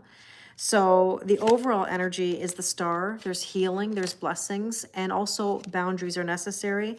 But there is really nice good luck, and there's the Sag energy. So you're getting the Sag vibes coming through. Underlying energy is the Judgment card, which means it's a wake-up call. All of this is a wake-up call to do different and to get things done, you know? You guys are funny. You guys are funny. I love it. Because I see it. I see your the way you guys are moderating. It's hilarious. I love it. Let's take a look at your bit of guidance here, Jose. Balance, spirituality, and practicality. Jose, I'm going to ask you a random thing to think about. I've talked about how the new moon in Pisces coming up is very much important. It's linked to the full moon in Pisces that we had in September. Is there some sort of link between what's happening possibly now or maybe in the next couple of weeks? I mean, you don't know the next couple of weeks yet, but keep an eye out because I think there might be a connection to back in September at that full moon. And I don't know if it was September 19th. I don't know if that was the date, but there was something there, you know? So I would say balance, spirituality, and practicality. Oh, interesting, Nene. We're getting there. We're getting there. A couple more readings and we'll be there. Okay, so the next reading is for Stephanie on my list. And Stephanie is a Sag. And we're asking what's next in love. They are. The mods are on fire. They are amazing. Honestly, I don't know how I got so blessed. I really have the best online family. So, all right, ready? Perfect. All right, so Sag energy, you know, female Sagittarius energy is very strong. You know, they're note takers, agenda writers, or journal writers, post-it noters. They're the kind of people that like to have everything regimented. So, Stephanie, I would just say, you know, in regards to what's next in love, don't try to control the outcome, you know? So, let's take a look and see what's next in love. And we have here the Queen of Wands. Well, that's that fire energy that says, strut your stuff, put yourself out there, be confident, you know? Don't worry about what other people say or do. More Sag energy, the Wheel of Fortune. There's growth, there's expansion, and there's good luck happening for you, Stephanie. You know, it's funny. I might even just repeat myself from something I just said to Jose in a way. I mean, Sag and Sag energy, you know? Maybe there's a Sag energy coming in for you. You're welcome, Jose. You're welcome. So here's the road. So Stephanie, you have a decision to make. Are you in the old? Are you in the new in regards to your love life? And the owl says there could be some knowledge that comes in for you, but I also want to remind you about your past in regards to romance. And that is you have to take what you've learned from the past, apply it to the present so you have a better future because you have the knowledge of past experience. Now, the potential or challenge for you right now in love is a broken heart, something that's been holding you back. And I say this with love and respect to any of my Sag people here, but especially Sag women, and that is that they hold on to things for a very, very long time. Like something could have happened 10 years ago and it's still there. You know, that hurt is still there. So Stephanie, if you are feeling any of that old hurt, it's telling you to let it go. Now with that, we have the Sun, which is confirmation of saying, yes, that's my answer to, do you need to let it go, that broken heart. Now the Ring, you're very loyal. You're almost too loyal to something in the past. And so make sure that you're letting it go and recognizing that you can be open to new things. You are divinely guided. This is a card that actually tells you that you have safe passage, that you're able to make some moves. Now, what you should focus on today is the Hermit, taking yourself out of isolation. Sorry, I got to stop holding the cards like that. This means basically not being isolated from others, putting yourself in energy that says, I'm going to experience new things. And with that, we have the Ace of Swords, clarity. I think you're going to have some sort of aha moment or epiphany. The Hermit can also mean searching your soul, looking for information, right? And they do, Jose, really. And the Lovers. So interesting. There might be some Gemini energy in here for you as well, for somebody, as in like for you next in love, like a Gemini coming in. And just detach the outcome from the outcome, meaning I think it's coming your way, but if you try to control it, you know, Sag style, it will elude you. So I want you to make sure that you're living your best life and not trying to control the outcome. Now, your recent past is the Four of Wands. You've been sparked, 1111. So you do have a brand new beginning for sure in your spirituality and love life. But again, you've got to be very careful with spying or observing, meaning that you could be watching somebody on social media. It gets lighter every day, but it's time to come out of the Hermit. Okay, so Steph, it does make sense then. Okay. Because Princess of Swords is a bit of spying or observing and holding on a little bit to something that has hurt you. And with that, you have the Wine. I don't know if wine means anything to you, but essentially it's telling you that it's developing. And like you said, slowly but surely, right?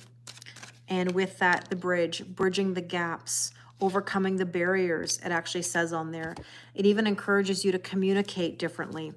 Now, the Strength position is the Justice card, equal giving and receiving and balance. And with that, we have the Six of Coins. Again, equal giving and receiving and balance. You got the major and the minor arcanas. So you're definitely getting repeating messages that say, Steph, be careful of the overgiving.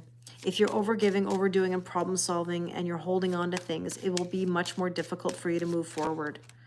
And this is telling you, yes, the time has come. No coincidence, right? And it's telling you balance. Third message, like I said, what I said, what I said, says the universe, you know. And look at the bottom of the deck, there's the Empress birthing a whole new cycle here. Again, it's telling you it's time. Now, your near future is the Knight of Cups, opening your heart up, right? Being truly open and having your happiness. It's one thing to ask for happiness, it's another thing to allow it. And so with that, we have here the Empress. There you go, birthing a whole new cycle. Self-worth, self-value, and self-respect, brand new beginnings. So you're getting very, very strong messages that say you have new coming in, but you have to allow that energy to come through. Suggested approach, fill your own cup. Be in good energy first, right? Be in the energy that says, I feel fulfilled. And the King of Wands says, nurture the ideas, be passionate and be creative. Now, interestingly enough, I said to you that you could have another Sag in the mix. King of Wands could very well be, you know, a Sag. It can be another fire sign. So there could be fire sign energy. There could be, again, a Gemini. I feel like the axis of Gemini and Sag is important to you for some reason. I don't know why, but I'd be curious to know who it was in your past. What was the zodiac sign of the person? I feel like it's very significant. And it's funny, I haven't asked anybody that tonight, but for some reason I feel like I want to ask you that. The butterfly is all about embracing change, and it actually says here to be open, like to be open. He was a Pisces. Oh, interesting. And funny, we talked about Pisces and Sag earlier. You know what it is, Steph, is that Pisces, I love Pisces, but they can be avoidant, right? They flip-flop, and you're looking for stability. That's why it's hard. The rabbits, brand new beginnings. So Stephanie, you're getting really strong energy here, right? So what do you need to know? The Five of Cups, you've got to get through the grief. You're grieving. Yeah, they don't, Stephanie. I know Jose would probably back you up on that as a fellow Sag. The Nine of Wands, you've got to grieve those wounds because that's what can hold you back. And there's the Whip. See, you don't want the repeating energy. So you have to kind of grieve it and let it go. And the Beaver says things working for you, but also against you. But you're in an energy that says, I want to manifest new, right? And so your hope and or fear is healing. Sag rising, Joseph? Me too. I'm also a Sag rising. And the Chariot is saying moving forward. So healing yourself and moving forward is really what you need, right? And 1111, twin flame card, new beginnings, ascension, balancing the masculine and feminine energies. You're all Sag, there you go. And you're going to get some clarity. I really do feel like it, but you've got to make sure that you go towards the light. I know that sounds so cheese, but like you've got to go through the light. Oh, nice, Evelyn, you're Sag rising too. Probable outcome, Three of Cups and celebration. But again, I'm going to say this every time I've seen this card tonight. You know how many times we've seen this card tonight? Three of Cups. Stephanie, there's some boundaries you need to make. If there's somebody poking into your business, you got to let it go, you know? And you got to ascend. Keep on keeping on. Every step you take. Oh, boy, I feel like I'm every little step I take. Sorry, I don't know where that song came from, if that means anything to you. I don't know why I'm thinking about New Edition here or Bobby Brown. But you've got to take the steps to make the boundaries. The Chariot is victory and moving forward. I know you're trying stuff. I know. It's not easy, but you're doing the right thing. And the Moon is telling you to purge and surrender and let go. You know, I think it's kind of interesting. Like, I see water sign energy coming through in that probable outcome, but it may not be in the way in which you think. I don't think it's not. I mean, yes, Pisces is linked to the Moon, but I actually see more Cancerian energy, believe it or not. So let's see, what is the Moonology card that you need to know for your last bit? Oh boy, you can't get rid of that Pisces energy. Here's the thing I want to tell you, and it's interesting because I knocked the table. Just as I said this to Jose, the same thing. The balancing spirituality and practicality, or did I say it to Jose? Now I can't remember who I said it to. Pardon me if it wasn't Jose. This is the energy that says we marry potential, we divorce reality. So We want to make sure that we're in the energy that says, I'm using discernment. I think you see the best in that Pisces, or you saw the best in that Pisces, but they didn't see it in themselves. And so therefore you've got to look at the reality of the situation. And pardon me for saying this. I don't mean it to sound triggering, but if you've ever heard me say this line before, and I've said it to a lot of people, and including myself, it comes from a story of my own learning, and is the car in the driveway, right? Like, you want the car in the driveway. You don't want the potential of someone. You want the car in the driveway. And you're right, Ardella, if a Pisces is on a healing journey, they don't flip-flop. But I think it's more with Pisces men, to be honest with you. And I hate to say that, but it's kind of more of a gender thing in this aspect. Just like how Pisces men are different than Pisces women, as Sag men and Sag women, Virgo women, Scorpio men, Scorpio women. I again, hate to say it's about gender, but sometimes with astrology it can be. So I really hope that that resonates with you. That's one of your favorite lines, is the car in the driveway.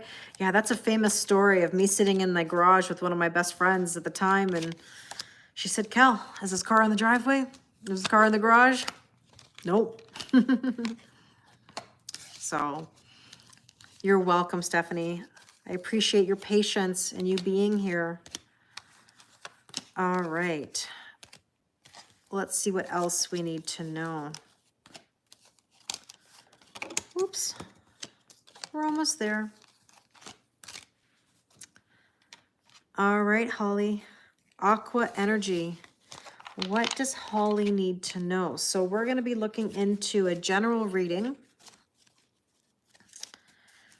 And let's see. If the car ain't in the driveway, neither am I. Yeah, I hear you. I hear you. Thank you, Yosef. I appreciate it. Okay, Holly, what do we need to know? All right, the Ace of Swords. Ace of Swords, Holly, is about truth and clarity. What's coming to light for you right now? Six of Coins. I think, Holly, what you're recognizing is you need balance. And, you know, something we've talked about even tonight about Aquarius energy is that Aquas are all or nothing. You know, they like something or they don't. And they don't like to shut the door, because if they shut the door on something, right, it's dead to them. And so essentially, you need to make sure that you have the balance in your life. And sometimes that does mean shutting the door, you know? So with that, we have here the waterfall. Holly, are you feeling emotional right now?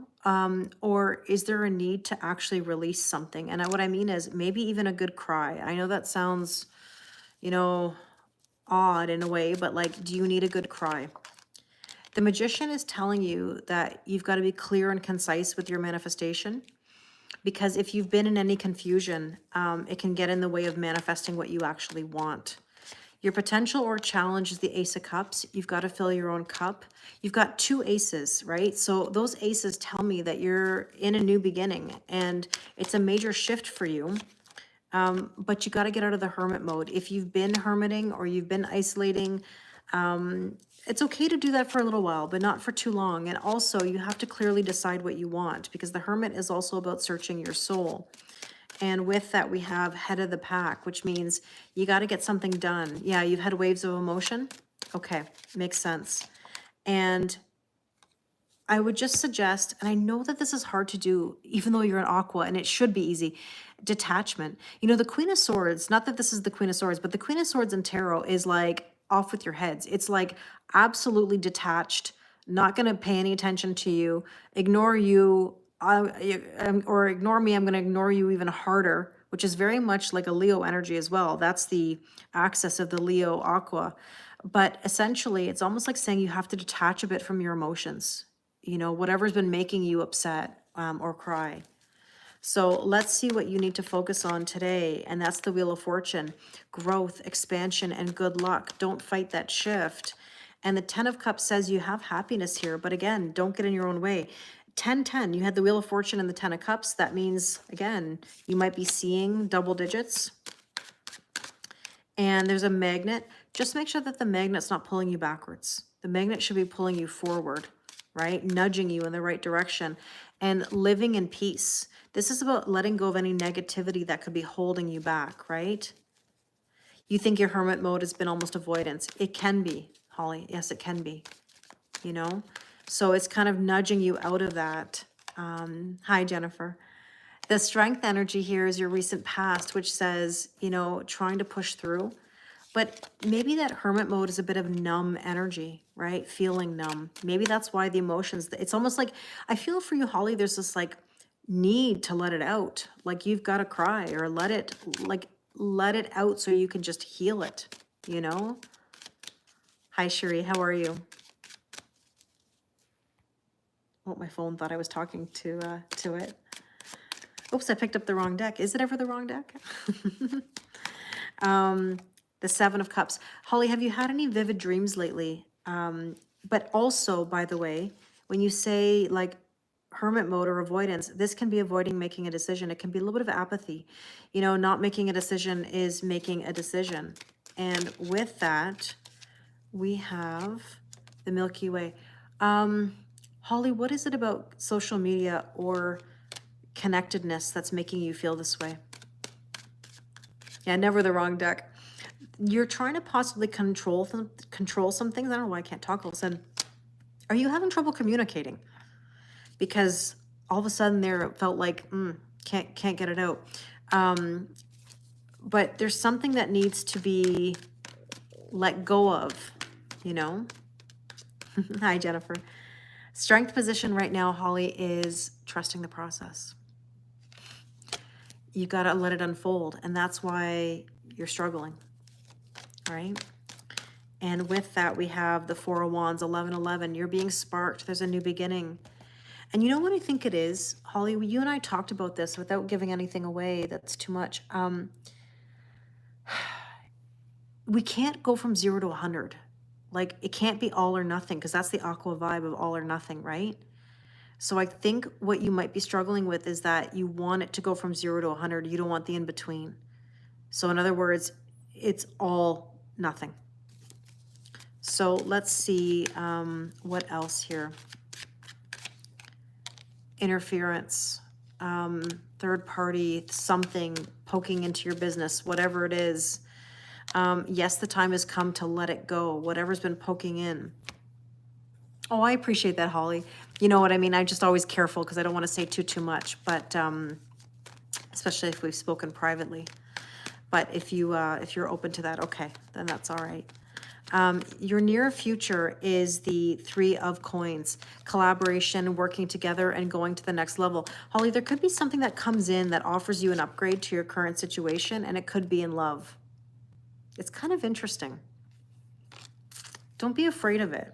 Don't push it away, you know? Things will unfold. You have to trust the process. Thank you, Ray Bunny. I appreciate it.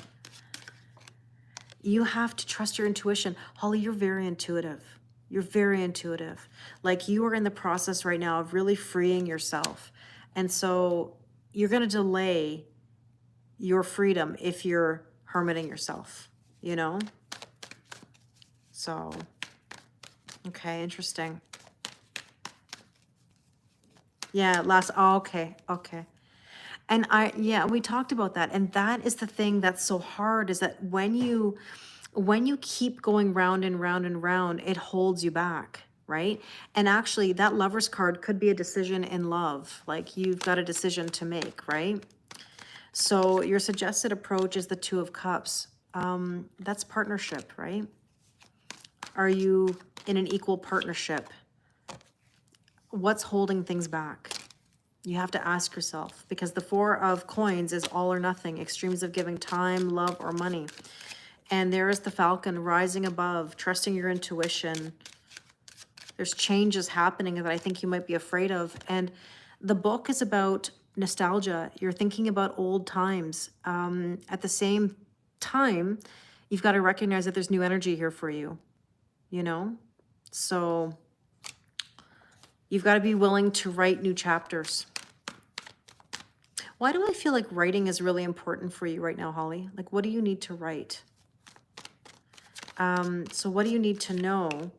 The Empress, birthing a whole new cycle. And that's Venus energy, self-worth, self-value, and self-respect.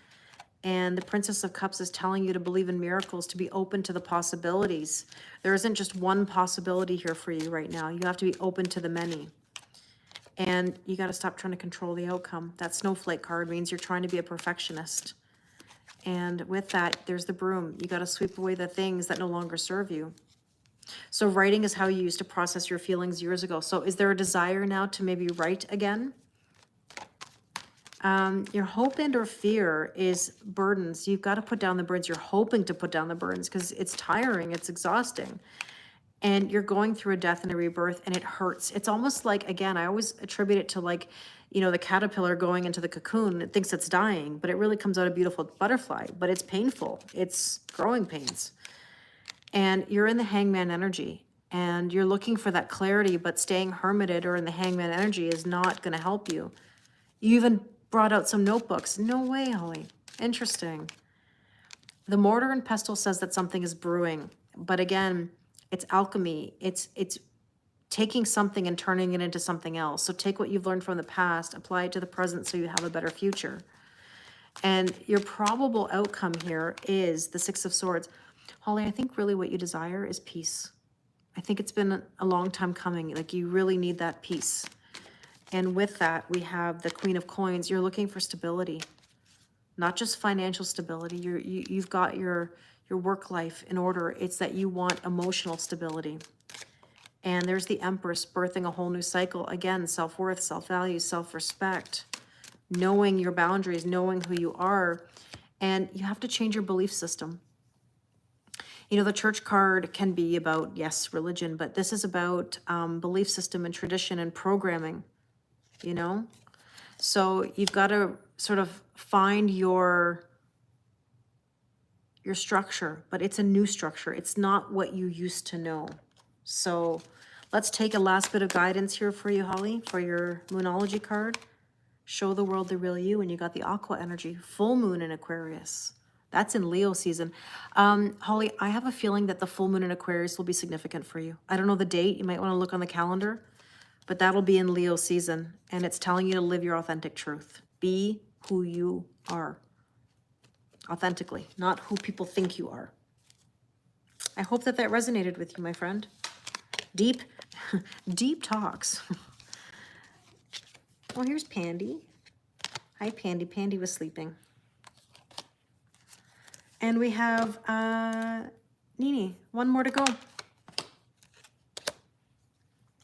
I hope that I've got my list right. I'm going to check before I sign off tonight because I want to make sure that I didn't miss anybody. I hope I didn't.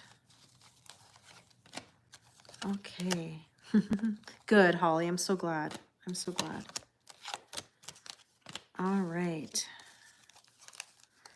Pandy, I love you. Pandy's making an appearance. All the kitties are making appearances tonight in some way, shape, or form. Karma was being a little beast of a girl earlier. Thank you, Serafina. I appreciate it. Okay. Here we go. I'll be ready. All right, Nene. So, Nene, you are a Capricorn. You're asking about a Sag. Now, the one thing about Capricorn and Sag energy, I've seen that combination actually quite a bit. And I will tell you, for sure, Dana, always is. Capricorns, as I've said throughout the night, you know, they are very meticulous. They are hard workers. They do like to control the outcome. So you've got to be very careful. Sag energy is stubborn, throwing caution to the wind. You can't tell them what to do. They're adventurous, you know, they want to do things on their terms. So, you know, sometimes they don't want to do things the way you might want to do them. And that's where you get the resistance. So we're going to take a look at the connection between the two of you. We're going to look at what's in your head spaces and your heart spaces, the overall energy and underlying energy. And of course, feel free to swap sides if it makes more sense. So here we go. In your headspace, Nene, you have a decision to make. Two of Swords. I often say, like, are you in the old or are you in the new? And Three of Cups, we've seen this card all night. Three of Cups is, yes, celebration, but is there a third party or is there something that's poking into your business? It doesn't have to be romantic. It could be friends, family, work, finances, religious differences, cultural differences, but there's something that's poking in here to your connection. And the King of Wands is Sag energy, right? Aries, Leo, Sag, but it's telling you to move forward with fire and with purpose and with passion. but you definitely have the King of Wands on the brain, right? Which could be your Sag. Now, in your person's headspace, there's the Queen of Wands. Now, the Queen of Wands is an energy that says confidence is key, strutting your stuff. Sometimes it can have the energy of another person in the mix. You know, I mean, it doesn't have to be about gender, but it can indicate somebody poking into your business. Is there someone that is doing so? And with that, we have the Eight of Cups. They need to walk away from things that no longer serve them, okay? So if your person is struggling with some boundaries, they've got to make some moves. And with that, there is the Fool, trusting and taking a leap of faith. Your person really needs to embark on a new journey. Now, in your heart space, there is the Nine of Cups, which is saying, ask and you shall receive. Like, what is it that you want out of this connection? And the Eight of Swords says you might be overthinking it, and that can be getting in your way. Now, 8 could be an angel number that you're seeing. We've seen a lot of 8s tonight. 10 of Swords means you could have had a lot of swords in your back. So it's basically telling you that an old cycle has to end. You've got to let something go. And in your person's heart space, there's the Sag energy that says throw caution to the wind and enjoy life.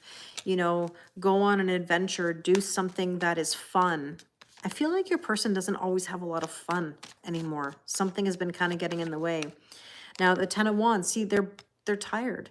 Mentally, physically, spiritually, and emotionally exhausted. They feel burdened. And the Knight of Wands means Sag energy. Yes, it's pip, it's passion in the pants, it's lovely. But the problem is that it's hot and cold. It rides in quickly and leaves just as fast, right? So the overall energy is the Two of Coins, which is basically saying you need to simplify life, or your person for that matter.